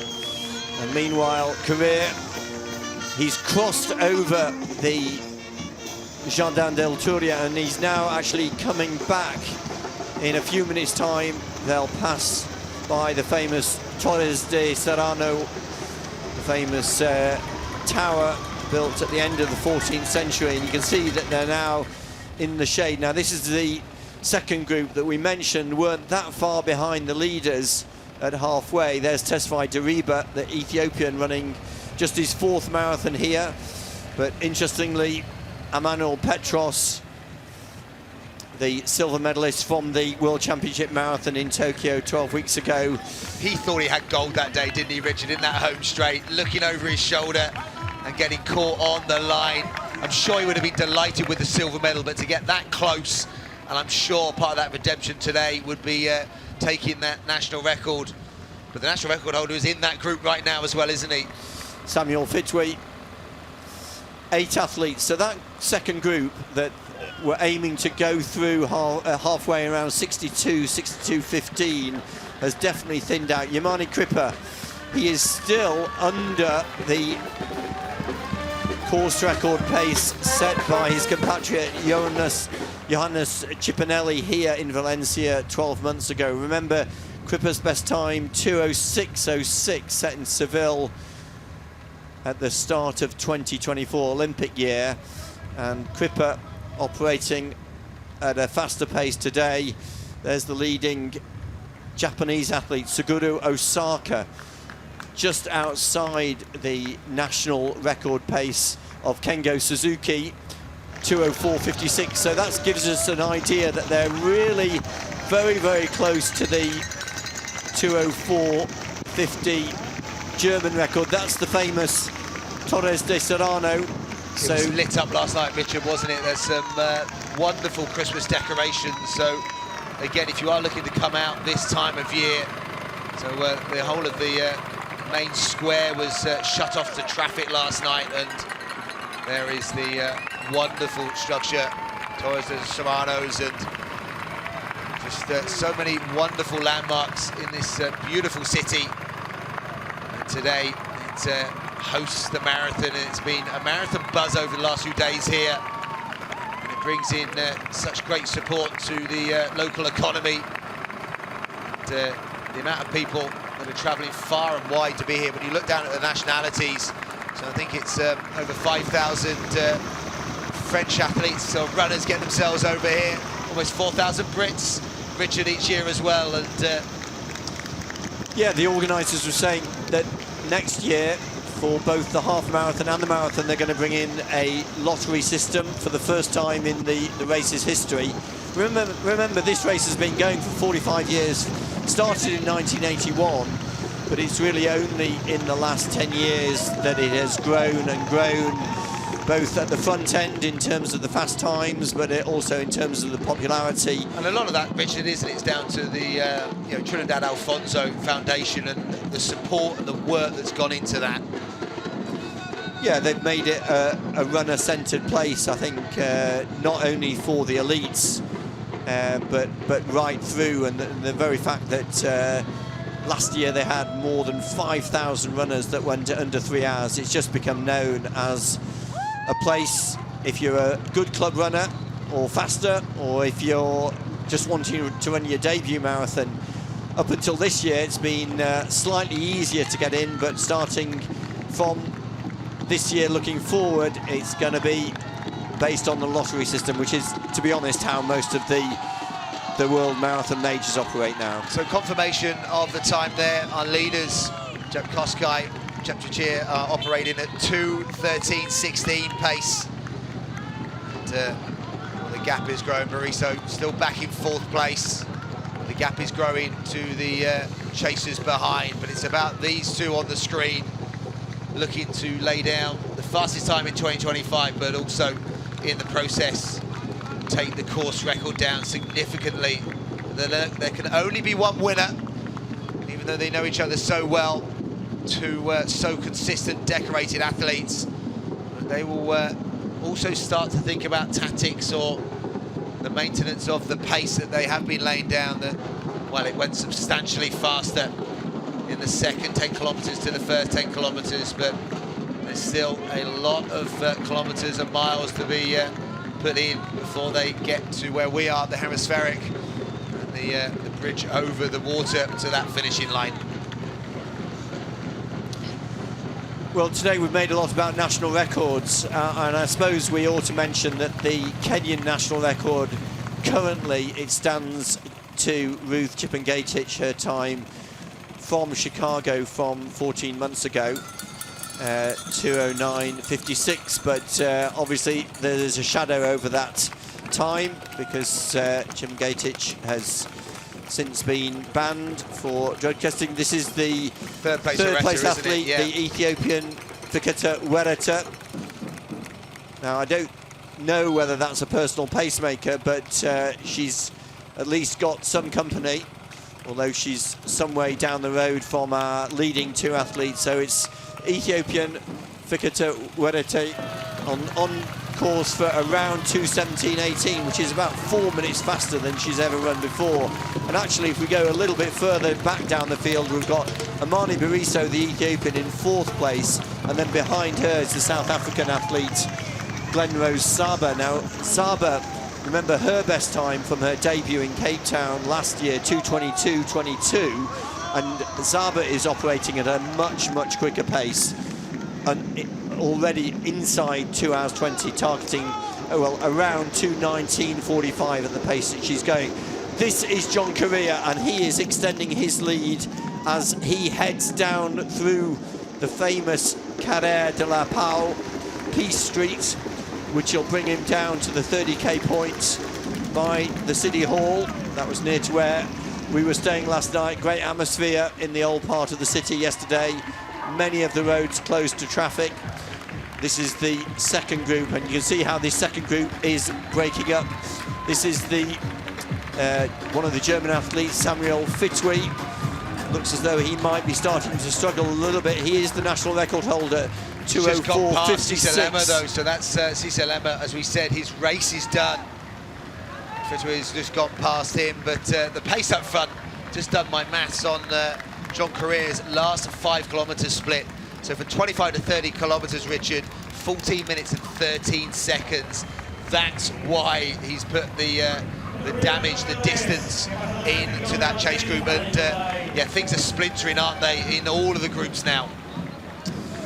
Yeah, this group of 6 athletes, it looks as though Yamane Krippa is not in this group. So it is the leading German now, Emmanuel Petros, silver medalist from Tokyo. He's in 2nd place in that group of 6 athletes who are operating around that 2:04.30, 2:05 place. But look at Correa. He has really opened up, as you said, James, that 5k split to 30k. has given him a gap of over 30 seconds over those 3 athletes, Kangogo, Kip Koech and Gemetru Dida. They're still locked together in second place. That's a chasing group of 3, and it is now Petros and his group of 6 athletes that are the, if you like, the second chase group on the road behind that first chase group of 3. And that's second chase group of 6 athletes, well, they've got an even better chance of closing that gap because they are that bigger group. So Korea now heading out to the westernmost part of the course.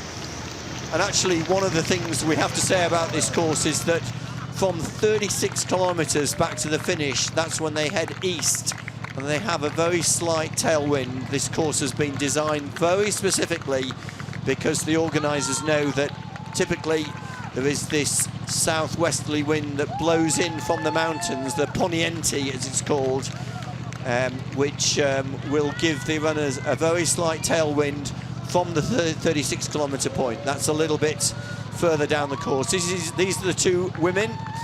They are still locked together as they've been for the full distance up to this point. Average pace 5:05 miling. They're up almost to the 18-mile mark. So anyone that's doing a marathon block of training or just about to do one, that's 18 to 20 miles, maybe a little bit further up, the 22 miles is as far as you go in training. So for most of your training runs, this is the point you get to where you start to feel it slightly, and you can just see some of the facial expressions, and you've seen the groups now have started to drop off in numbers.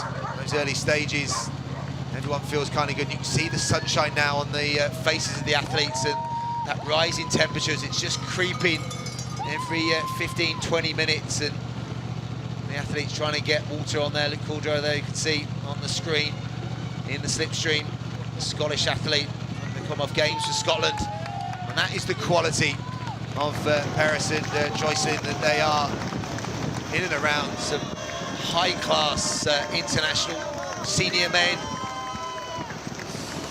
Just to give you an update on some of the other women, the Finnish athlete Elisa Vainio is locked together with the leading Australian Jess Stenson, formerly Jess Stenson. She is there with the Finnish athlete, and Izzy Bat-Doyle has dropped about 30 seconds behind Stenson, so she's the second Australian on the road, and Charlotte Purdue is about a minute behind Izzy Bat-Doyle. We're back now with that second chasing group. They're in 5th and 6th place. Emmanuel Petros. He's picked it up, Richard, isn't he? He was about 15 seconds down on the last split from his national record, so he's feeling good. I think he's going to go through this field, and whether he might even end up on the podium given the strength of the World Championship silver medalist. He's in form, he's in confident mood right now. And the good thing for Petros, he can look ahead of him to see those 3 athletes who are in 2nd, 3rd and 4th. So although they are probably some 30 or 40 seconds up the road, he's got them in their sights. And I think with the Norwegian athlete, he's going to start to make some inroads. But at the front of the race, John Career looking very, very relaxed and fluid, looking as though he's back to his best. Remember, he had that real purple patch after winning Chicago in October of 14 months ago, and then went to Boston for another spectacular win, his 2nd marathon major win in the course of 12 months. Well, he's just hit 20 miles, and you wouldn't believe it looking at him on the screen in front of us. Wonderful, upright, rhythmical running, and you're right, he's bounced back from that very slight disappointment, and obviously whether that was a little bit of illness or injury, and to put another good bit of block of training in, and he's got it absolutely right at the moment. But there's still 10 kilometers of running. Steve Jones used to say the marathon was a 20-mile run and then a 10k race. This is the 10k race now at the 2025 Valencia Marathon, Trinidad Alfonso, Zurich. You're looking at John Correa on the left-hand side of the screen at the moment, running away from this race. But on the right-hand side, the chasers. And in the marathon, we know a lot can happen in the latter stages. As the elite women on the screen now, they're on course record pace, 30 kilometers. They've maintained that. They're 1:34.47, so 37 seconds still inside course record pace for Perez Jepchirchir and Joycin Chepkosgei. Locked shoulder to shoulder, Richard. It hasn't really changed in terms of formation, and you can see confirmation of those times, those splits. Just a very subtle loss in that time, but just 5 seconds from the half to 25 kilometers, and now maintaining it. So still in the low 2:13 bracket. So impressive, and this is two of the fastest marathon times that we're watching on the screen right now, and it's about them continuing it for the next 12 kilometers. Yeah, we can think back to that really close race they had together 18 months ago in London, when it came down to a real three-way battle between Jepchirchir and Chepkosgei and Tigist Assefa over the final mile in London, and it was Jepchirchir who won that one. Jepchirchir's been involved in many close races, most recently in Tokyo when she out-sprinted once again Tigist Assefa in the World Championship Marathon. But Chepkosgei knows how to win a big race, having won in London and in New York previously. This year finished second in London behind Tigist Assefa. That was her last marathon. So it's going to be a very fascinating duel between these top two Kenyan athletes with a very, very similar marathon pedigree. Both have run 11 marathons. Chepkosgei, 31 years of age. Perez Jepchirchir, 32 years of age. Very, very similar stats, and very interestingly that they have got their pacemakers still in the race. It is actually Julius Gwambok, that's the white-vested Kenyan. That's Chepkosgei's personal pacemaker who is leading them.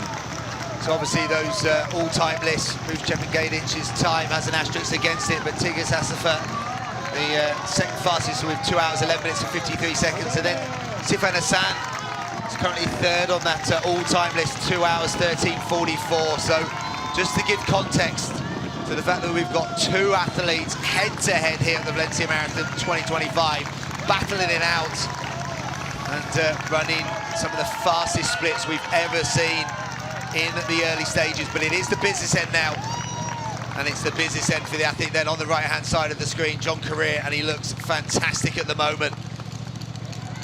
So maybe for the first time, just a little lead now for Perez, who's just gone maybe just in front. They've been shoulder to shoulder almost, so at some point you would expect something to change. I did say earlier that the slight difference is that they do get paces pretty much the whole way, so it does take out in a way the racing head-to-head, as in terms of making an individual move, but maybe just a signal from their own paces, almost judging the effort and also knowing the training that's gone in. And there's confirmation. And look at that, gap has grown. Muerto is still moving at 2:17.18 pace, but 3 minutes and 34 seconds. Yeah, for a moment it looked as though Jocelyn Chepkosgei was having to work very, very hard to stay with Jepchirchir. I think what's interesting at this point is that Jepchirchir's pacemaker, who was in that group in the green vest, is no longer there. So it is the pacemaker, personal pacemaker of Jocelyn Chepkosgei, who is still in the race. And were Perez Jepchirchir to take over the lead, it wouldn't surprise me in the slightest if Julius Gwambok, the leader in that group in the white vest, would just drop back to help Chepkosgei. That would be a very interesting situation. But at the moment, both athletes, Chepchirchir and Chepkosgei, following the male pacemaker, Julius Brambach. This is the third athlete, Fikata Wereta, having a good run,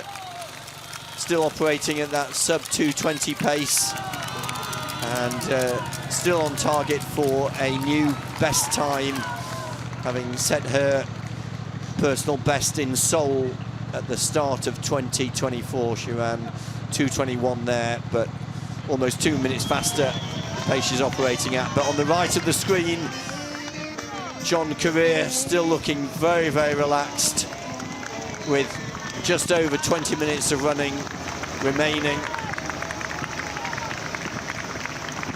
And that second group, the chase group, is now splitting up. Interestingly, Gemechu Dida and Julius Kangogo have got away from Hillary Kipkoech. Hillary Kipkoech, who ran his best time here 12 months ago. He ran 2:04.45, only got him 8th place last year. Now in 4th place, but dropping back from Dida, the Ethiopian, on the left of that group, and Julius Kangogo having what looks to be the best run in his marathon career. Got a best time of 2:05.57. So Dida there battling for second place, and the gap back then 50 seconds back to Petros, but these two look good. Kangogo on the right-hand side of the screen, Dida on the left, the debutant. And then on the split screen, the left-hand side, John Career. Again, you can just see the rhythmical running style. And there's the 4th and 5th athletes on the road. And, whether we're going towards a new Norwegian national record, Petros has got his eye on that German record, as he did on the start line. That is the Norwegian athlete inside 61 minutes for a half marathon, to looking to translate that. Owen's national record is under threat right now. No national records under threat for Kenyan distance running today. That is the world record of the late Kelvin Kipton. But it is about taking the title. Someone that knows how to win. You see, he'll be enjoying a bit of the shade that is on offer in the second half of the race now. Lifetime best 2:02.44 for John Career. Well, he's just gone through 35k. I think that's going to come up on the screen very soon. He's getting close to his lifetime best pace now, isn't he? 2:02.53 is the projected time. So continuing to drop the splits. I make that another 14-16 5k split from 30 to 35k, Richard. So that's a 28-32 10k split.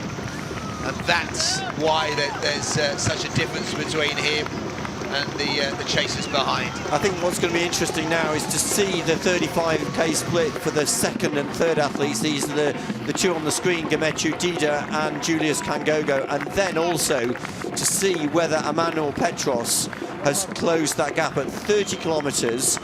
Petros was 45 seconds down on Dida and Kangogo, and we're going to try and pick up their 35k split to see whether that gap has come down. But it looks as though John Career at the front of that race, with that incredibly fast 10k between 25k and 35k, 28:32, has really blown the race apart.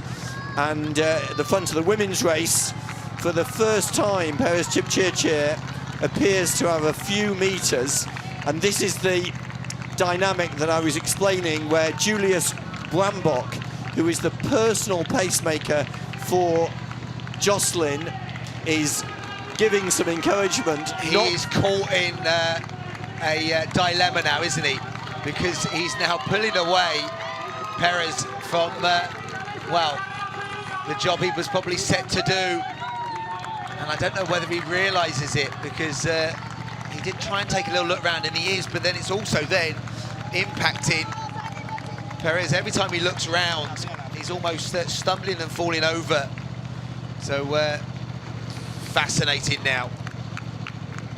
He's waving her to go through, I think, saying that I'm not chasing you. That's oh, Well, and let's remember, Julius Brambach, right at the front, there he is, he stepped aside and he's going to drop back, I think, because Brambach, he trains day in, day out with Jocelyn.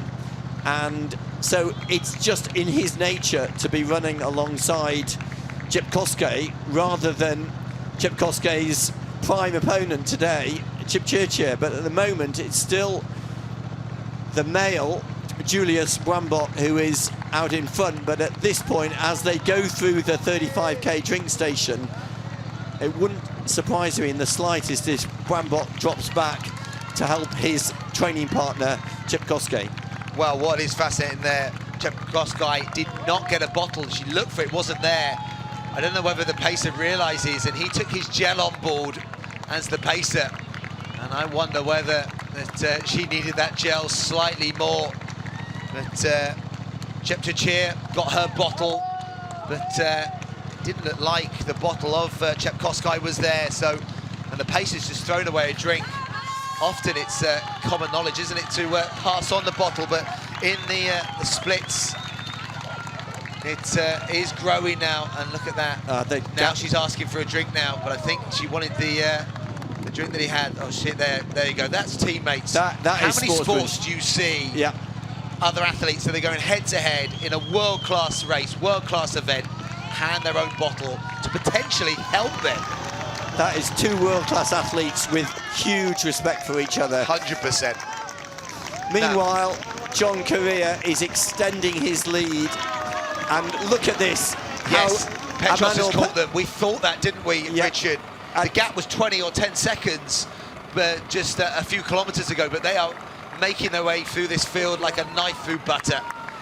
At 35k, Dida and Kangogo were 12 seconds up. There you go. That was the 35k split.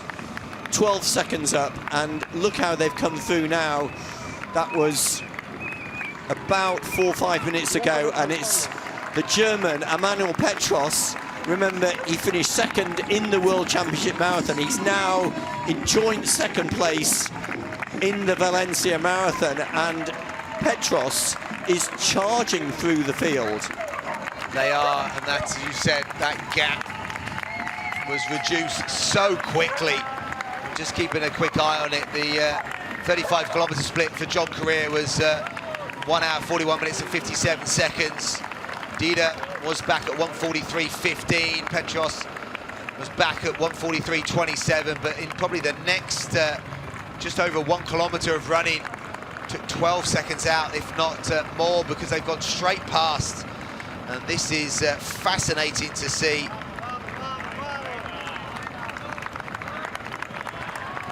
Anwar Kibrab is the athlete that he's now got his eyes fixated on. Emanuel Petros, world silver medalist. He's on pace at the moment for 2 hours, 4 minutes and 42 seconds. Now this is significant. This is Kipchirchir putting a foot down, because this is the first significant gap we've seen in this race, and this is a replay of where it happened. Brambach, the pacemaker for the first 30 plus kilometres of this race for Kipchirchir and Chepkosgei, steps aside, and Kipchirchir puts her foot down and opens that gap, and that gap looks as though it's getting bigger with less than half an hour of running left for these two top athletes in the women's race. Kipchirchir, remember, a best time of 2:16.16. She's operating at a much faster pace, and she's got about 20 metres. The interesting thing now is that Chepkosgei has got the assistance of her pacemaker, and so if she's got anything left in the tank, it looks as though Brambach, her pacemaker, could pull her back. And for a moment now, it looks as though Kipchirchir has just come off that accelerator, and that gap is going to close. It's a fascinating talking point, and the significance of paces in races, and you know, it changes the slight dynamics. But it's all part of the rules. It's all agreed before. Everyone knows that that's your opportunity to have that assistance, and now they are back together. And maybe, just a little bit of fatigue there from the world champion, because she definitely picked up the pace, Perez Chepchirchir. But now Joycelyn Chepkosgei, if she senses a slight weakness now or a slight drop in pace, and the fact she's got her pacer now in her sights, they're back to being shoulder to shoulder. But on the right-hand side of the screen, checking his own watch for confirmation that he's heading towards his own lifetime best figures. And he's really been moving over the last 10 to 12 kilometers. 1 hour 50 on the race clock, expected at 40 kilometers around about 1 hour and 56 minutes. And you can see there 21 degrees on the trackside advertising boarding, course side advertising boarding there. So the temperature has rapidly increased over the last hour to 30 minutes, and that's something that the athletes will be feeling at this stage of the marathon. The internal body clock is temperature gauge has been increasing just from running at this pace for a sustained period of time, but the external heat as well will be adding fuel to the fire. A great shot there, and the shoe technology that well exploded in 2016 and beyond. Now every shoe brand is on the case with their own super shoes, whether that's the foam, the carbon plates, but also the way that runners use the technology now. And you can just see that forefoot running and that sort of power but relaxed running style that John Career has. But also the thing that has changed massively over the last few years has been the ability to refuel and hydrate, and the landscape has changed so much in marathon running. As you can see, 35 kilometers, 1 second separating them, 27 seconds inside course record pace with just 7 kilometers to go. Well, there's still more than about half a minute, so a half a minute inside the course record pace set by Amane Buriso when she won here 3 years ago, so still on target for a course record. But fascinating section of the race where Chepchirchir took the lead, opened up 10-15 meters, and then Chepkosgei was hauled back by her own pacemaker, and it's now Chepkosgei who is in front of Chepchirchir with the pacemaker right in front. And it was Chepchirchir who seemed to have a word with the pacemaker, or as if to say, I need your help over this final part of the race. I definitely delivered and brought her back to Perez there, and they're now locked head to head, and just again a signal, a discussion. It is teamwork right now. It almost seems like it's 2 against 1 out there, but I tell you what, Perez Chepchirchir is so experienced as well. They don't put world titles around your neck or world gold medals around your neck unless you are one of the world's very best racers. She can close as well, so this will also be starting to think about their ability maybe to increase the pace in the latter stages, but it looks more about maybe survival at this pace. Operating at 2:13.41, so over a minute potentially inside course record pace, even though those splits are in direct comparison. Buriso did slow a little bit in the latter stages from a fairly brisk second half. You can see a few runners that it's not gone to plan. And this is going to be a story over these last few kilometers where we see a few runners that it just didn't happen, that are pulled off to the side. But it is about the race on the screen in front of us. The elite men's leader, John Career, on the left-hand side of the screen, now centre stage. The ball rink in the background there. So in the city centre, Richard. That's 39 kilometres. They've just passed the bull ring. Johnny's going to come past the main station at Estación del Nord, 39k, and then he's going to run up this wide avenue up to the Porta de la Mar, the gate of the sea, and that will be at 2 kilometres to go. On the right of the screen, the 2 Eritrean-born athletes, Emmanuel Petros, now in second place, being chased by Awot Kibrab. So Emmanuel Petros, now representing Germany, was naturalised in Germany as a German citizen in 2015. Awad Kibrab, now naturalised as a Norwegian citizen, both of them from Eritrea, both of them 30 years old, and both of them having their biggest performance in a big city race. Emmanuel Petros actually probably speaking in his native Tigrayan with Awad, and almost making a pact, because if they can keep going at this pace, there's a good chance. Look at them now, speaking to each other. Petros on the left and Awad Kibrab, remember, both Eritrean born. Now Petros representing Germany and Kibrab representing Norway. They're the second and third athletes, some way down, and this is that great sponsor station that Korea is coming down in a few meters' time. He'll come down to the roundabout around 40k Porta de la Mar, and from there he'll have just over 6 minutes of running back down into the City of Arts and Sciences. But it's Korea well out in front, on target for his 4th marathon victory in his 12 marathon career. But in the women's race, it's a very, very tight battle between Jepkoskai and Chepchirchir, as it's been for the entire race. And it's Brambok, the pacemaker, who is leading them. And there is Korea. So he's through. We'll see if we can give you the 40k split. Just come up at 1 hour, 56 minutes and 10 seconds. So continuing to roll a 14-13 5k split. So he's even picked up the pace. Look at that. It doesn't quite do it justice because he's obviously a minute off the course record pace. But projected time now, 2 hours 2:32.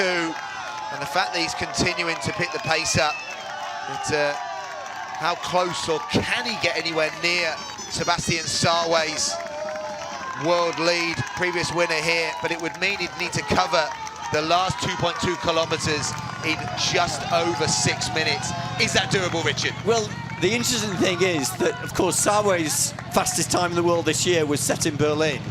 And we all know what happened in Berlin. The temperature was rising and rising, and Sarway went through incredibly quickly through the first half distance and then was slowing. I mean, obviously he was still operating at a very, very fast pace, but I wouldn't put it out of reach for John Career, because he is absolutely charging over this last 2k. The organisers will be absolutely delighted if he can get anywhere near Sarway's fastest time in the world this year, 2:02.16. As you say, he's on target for around 2:02.30 with just over a mile to go.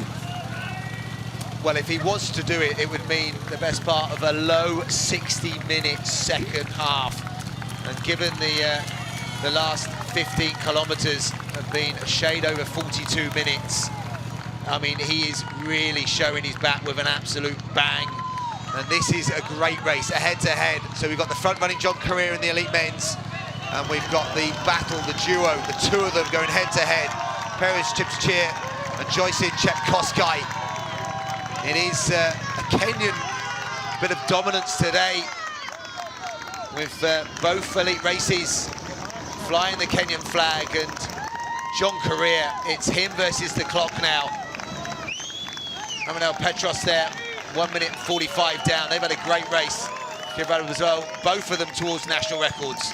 And remember, Kibrab is running his debut marathon.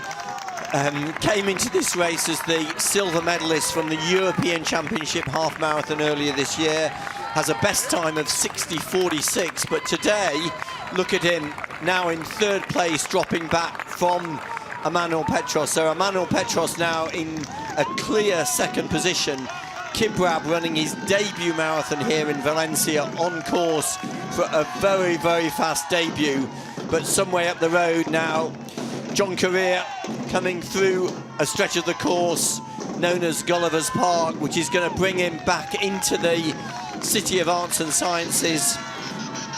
We jogged down this part of the course earlier this morning. You can see the race clock on the lead car behind. The chorus clock is ticking towards the 2-hour mark. So he knows he's got just over 2 minutes of running. He'll be looking for those breakdown of splits that we jogged upon the course last night, and you can see them, especially in the last 500 metres. You take a kick down on the left-hand side towards the City of Arts and Sciences, and then over the makeshift bridge, past the Herosmeric, onto that finishing line. But now he's looking, isn't he, Richard, for that left-hand turn. Yeah, as you say, less than a kilometre of running. He'll see all the signs saying 800 metres to go, 700 metres to go, and then with 500 metres to go, he'll take that left turn. There's the 700 metre sign, and then he's going to take a left turn, which is a slight downhill, bringing him back down into this wonderful complex where all the crowds are waiting for the winners as they come down. So I would say less than 2 minutes of running for John Correa. Another great performance. It's going to be his second marathon win of 2025, having won in Boston. There's the left turn, and this is a slightly downhill section, and as he comes onto the blue carpet, in front of him he'll see the finish gantry, about 400 metres to run. Yeah, this is going to be tough on the legs now. A slight downhill. You might think the athletes would look for this, but it's tough on the quads.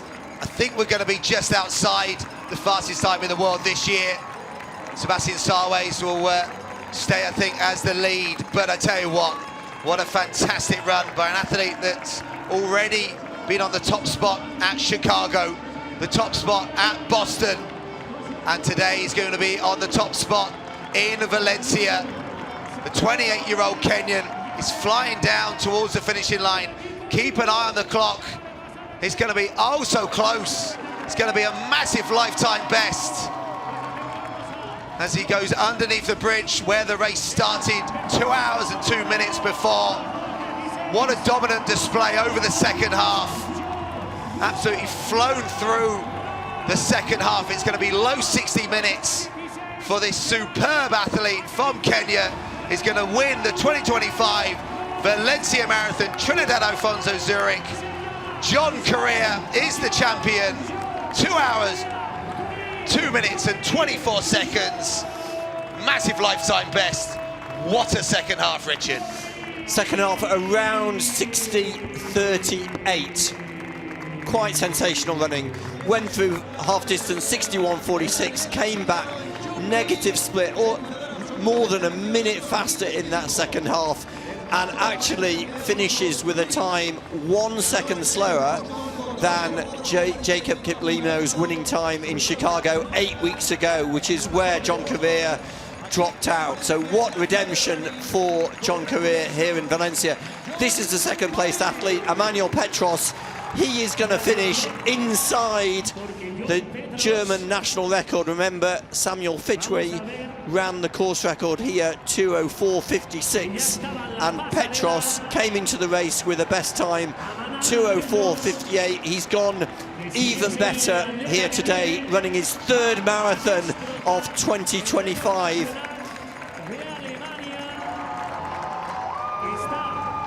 Petros finished 8th in London in April, 2nd in Tokyo 12 weeks ago, and today in his third marathon of 2025 he's going to finish 2nd in a new national record for Germany, the first national record that we're going to see here today in Valencia.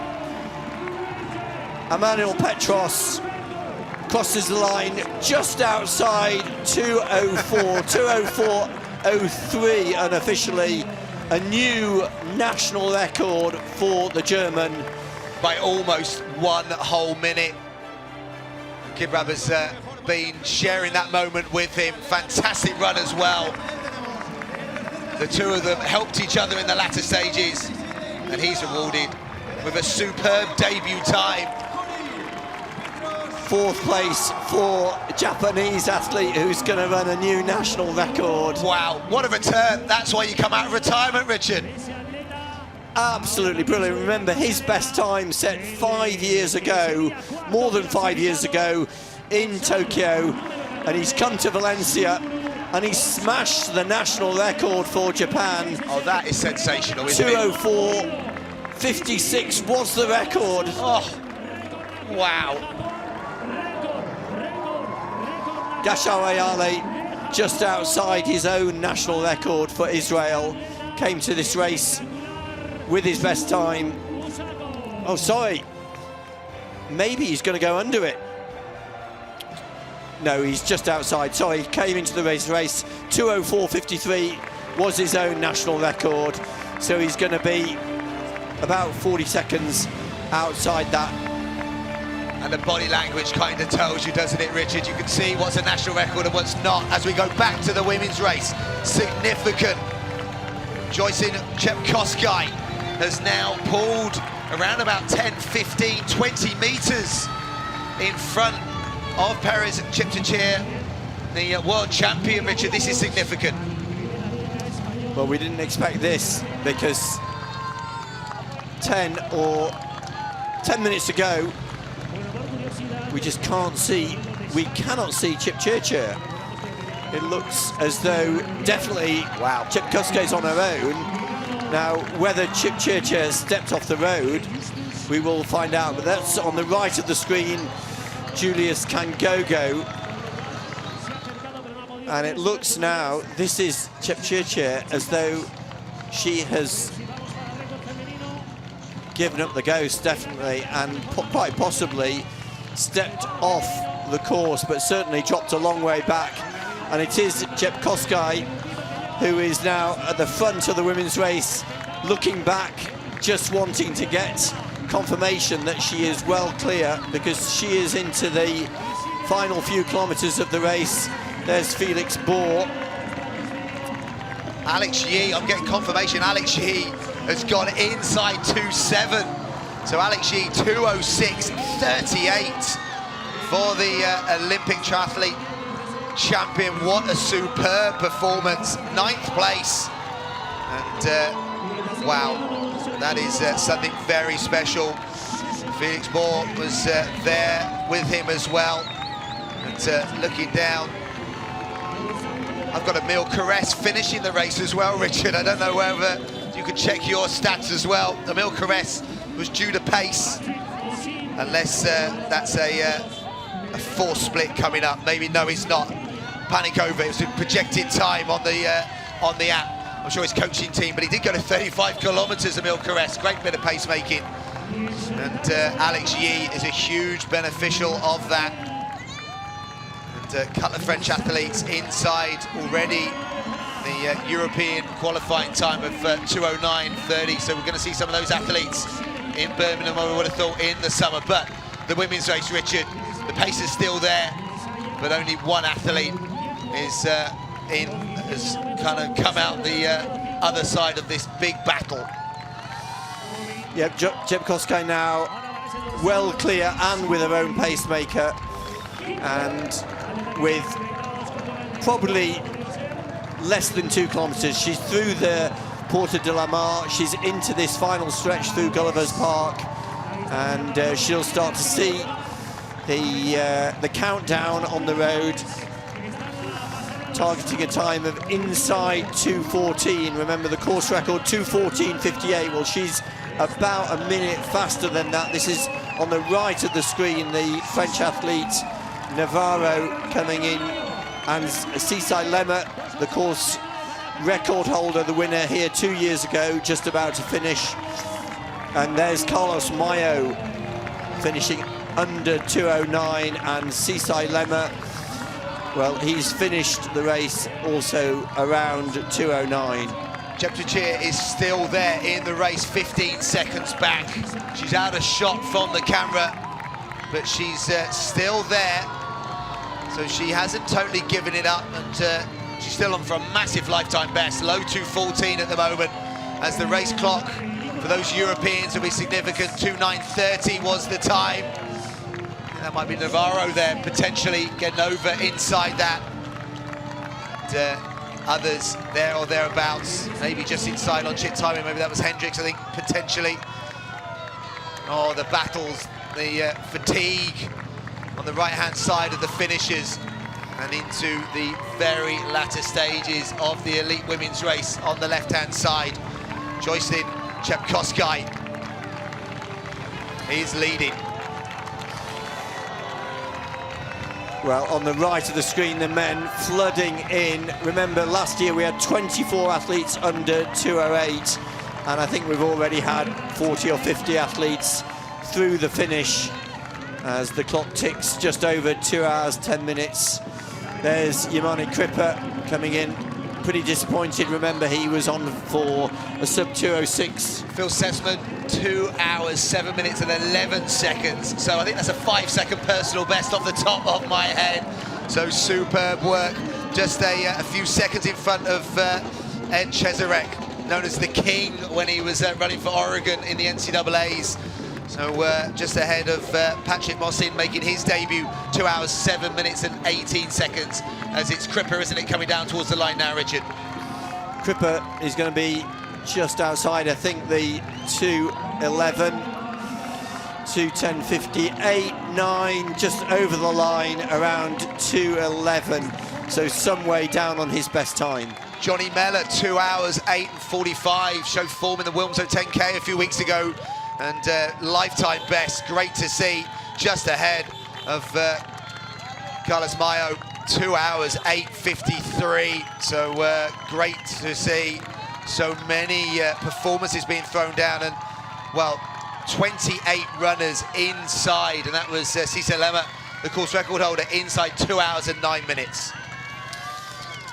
Well, the big story for British marathon running is that Alex Yee has moved to number 2 on the all-time list for British marathon running.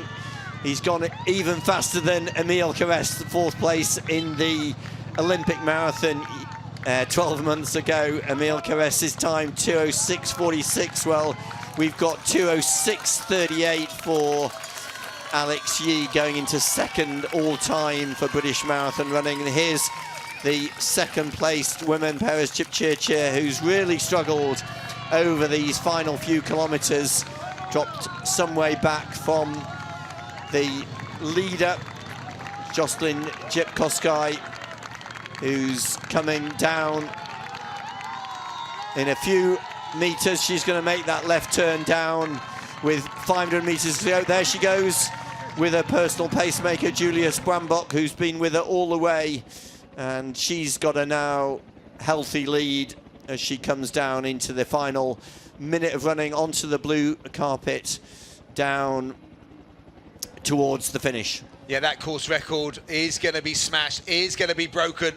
It's going to be up there, I think, one of the fastest times that we've ever seen, probably in the top 4, Richard. It's been a superb bit of running. Yep, 300 metres to go. Take this little bend, and then there's a little ramp up as they make that left turn.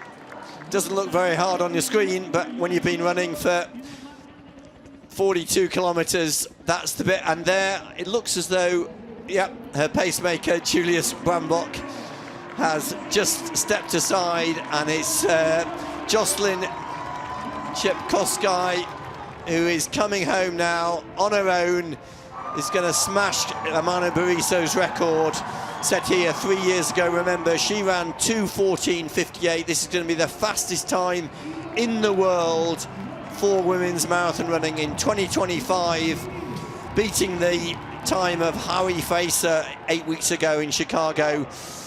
A new course record for Joycelyn Chepkosgei, a new personal best, taking about 2.5 minutes off her best time. The new champion in Valencia, Joycelyn Chepkosgei, under 2 hours and 14 minutes. World lead, course record, 4th on the all-time list. That was a superb display of distance running, and these two, well, they gave us a real show today. 2 of the world's very best marathon runners going head-to-head. It's going to be a big lifetime best for the world champion, Perez Chipchirchir, but she's going to have to settle for the runner-up spot today. Looked as if she was pulling away at one point, looked as if she might go on to take the title herself. But she's also going to elevate herself in that world list, I think, to the 7th fastest time of all time. 2nd place today. Perez Cheptegei, superb bit of distance running, and she really made a race of it.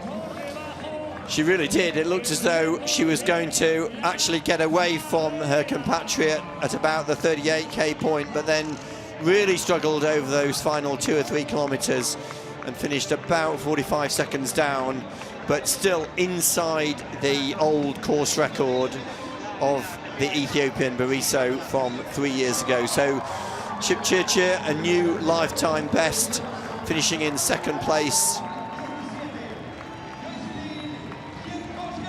Cheptegei's time given now as 2:14.00, so taking 2 minutes and 24 seconds off her best time. I tell you, he's having a great run. Chloe Herbert, the Belgium athlete, is going 2:20 pace at the moment in 4th place, Richard. Absolutely flying, so let's keep an eye on the race clock. And Vino, the Finnish athlete, is also on 2:20 pace. Wow. She's in 5th place, so 5th in the world, 5th place right now. And the Australian Jessica Stenson is also on 2:21 pace, so keep an eye, Richard. We've got a load of national records coming, I think. So I think we're going to an interview with John Correa, the elite men's champion and the superb winner from today.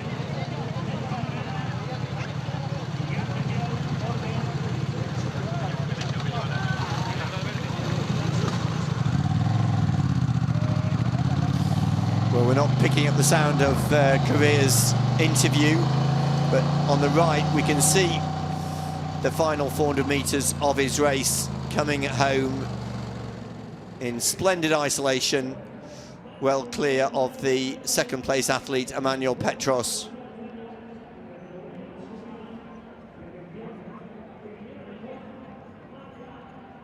So just signalling to his number and his name.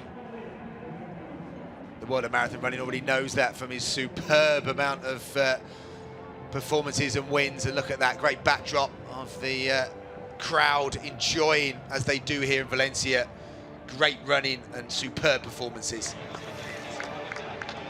And there, as we've said, the world lead in 2025 for Jocelyn Cheptegei, and there on behind her, the president of Corre Caminos, the running club that is responsible for putting on this race with the City Hall Ayuntamiento, a great festival of running, as ever, here in Valencia. There's George Blanco, one of the Spanish athletes coming across the line. But we're looking out now for the 3rd and 4th place athletes in the women's race. Remember, the Ethiopian Fikata Wereta, she was in 3rd place. See if we can update you. Yeah, she's coming up as, I think, having finished maybe, or no, still coming down towards the finishing time, or liner maybe. There's a battle on, I think, for that 3rd place. It's the camera, all these runners going inside 2:20. A few familiar faces on the British running scene and European running scene. You got Matt Clouds there, just over the line. Well, James, you mentioned about national records. The organisers are targeting 11 possible national records in the women's race, and one of those that they're looking for is the Finnish national record, Elisa Vainio. Another is the Belgium national record, currently stands to Marlene Renders. That goes back 23 years. She ran that time in Paris, 2:23.05. So let's keep an eye out. I think that's on borrowed time, given the last split that we had. I think we've got kind of potential 2:20 runs there between Herbert and Vainio. As the clock there ticks towards that 2:20 mark. We're still waiting for the third place elite women's athlete across the line.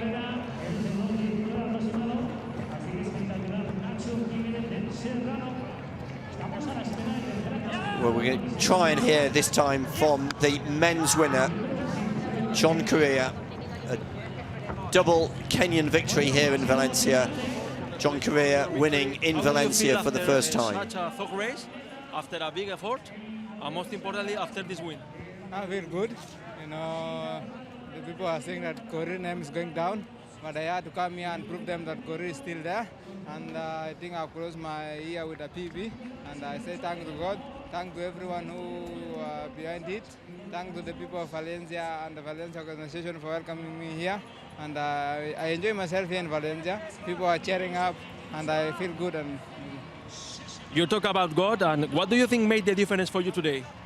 for me, what made me different for me today, I went to Chicago, but I didn't went on well. So I decided let's go to Valencia and see how it went. And it has ended good.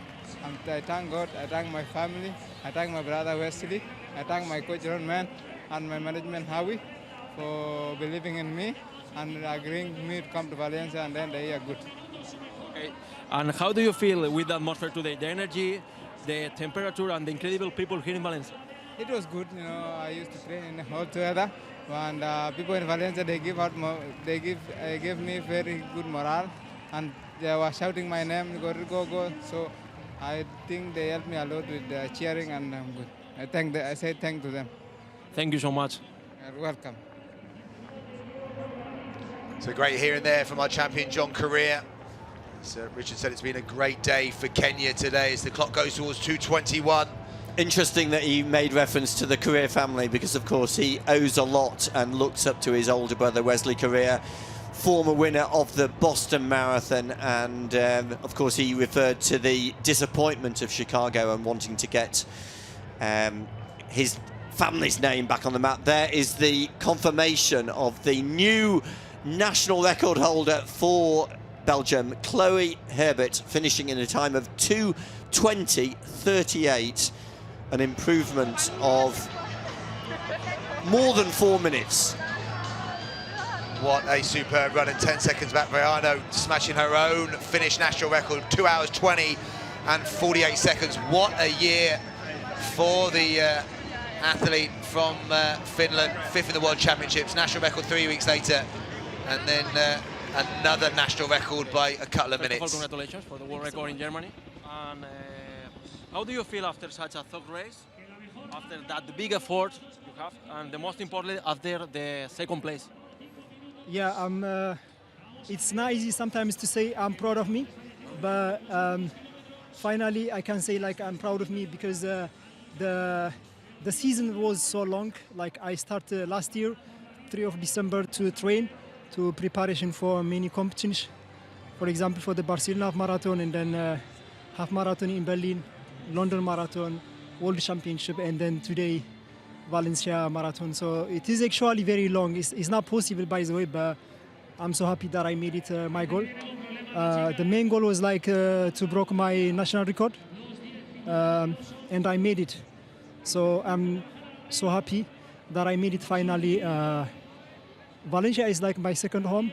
My first competition, 2019, was here, marathon, and I always run best time or German record as right now. And it's the home of champion, it's the home of freedom, and I'm always happy to be here. Congratulations for break the Germany record. And so much. how do you feel with the atmosphere today, the energy, the people in Valencia? Hey, it's amazing. I mean, I can read like one book about Valencia. The road is special. It's very fast, like Berlin Marathon and Hannover Marathon, ADAC. So the atmosphere is especially amazing from start to the end, from the beginning. And I love the building. You know, the building covering the wind, so you don't get it like that much wind. So. It is like it's too loud, you know, from the beginning until the end. It's so loud, and that's one of the biggest motivation in Valencia. So I prefer for everyone Valencia is one of the best road, and the weather and the atmosphere is like amazing. So, yeah. And what do you think made the difference for you today for break that record? The Puma? Yes, we made a very special new shoes. We want to test today, and we tested it like for a couple of weeks, and it is like a very amazing success shoes. So it's coming like next year, February, March, to the world, and I'm 100% they will love it. It's very, very fast, it's very light, and it's very special, comfortable, and yeah. I'm very excited that I heard some feedbacks from the world, from the people of running. Thank you so much for the interview. Thank you so much for having me. Amadel Petros there, second place in the World Championship, second place today, and a massive German national record as Emma Bates, USA, coming down towards the finishing line. She'll be probably slightly disappointed with 2:25 in what has been a quality field, Richard, and we've had even more national records. I think maybe even a Welsh national record for Natasha Wilson, but also some others just in front of her. Yes, Natasha Wilson finishing 2:24.22, and national records for the Belgian, Finnish and Australian athletes. We'll give you an update on those in just a minute. We're going to go to the interview with Jocelyn Chepkoskai, the winner of the women's race. Okay. First of all, congratulations for your victory, for your amazing career. And how do you feel after such a tough race, after a big effort? I'm so excited. It's amazing, yeah, to win this race with a personal best. I'm so happy. Yeah, I don't know what to say. I'm so grateful. Yeah. You are so tired, and how does it feel to run the fastest time of the year and here in Valencia? I'm so happy, so excited. What a PB for me to close the season. I'm so happy. What do you think made the difference for you today, and what was the very first emotion that hit you when you realized you had won? I was so happy, amazing. Everybody was cheering me. I was so feeling strong, and I'm very happy. Yeah. Thank you so much for your words, and congratulations. Thank you. Thank you.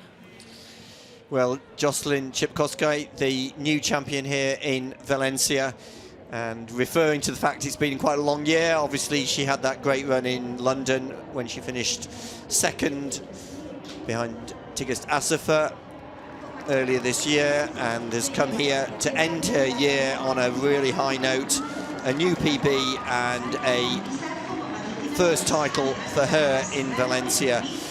Just to recap on some of the national records, we mentioned Jess Trengrove. Jess Stenson, now running for Australia, has beaten the existing Australian record with a time of 2:21.25. The Finnish athlete Elisa Vainio has set a new Finnish national record of 2:20.48 for her own national record, and in front of her, Chloe Herbert of Belgium has run 2:20.38.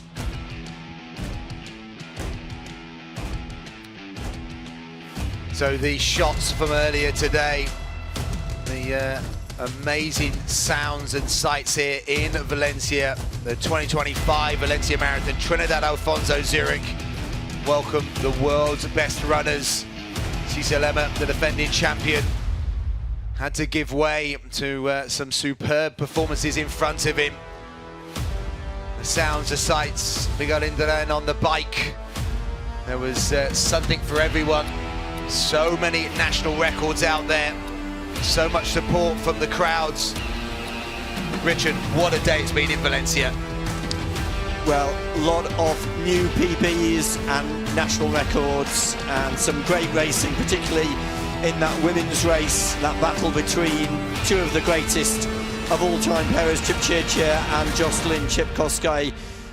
But plenty of other things to celebrate, including John Career's return to victory, having had a disappointment in Chicago 8 weeks ago. There's the new men's champion here in Valencia, John Correa.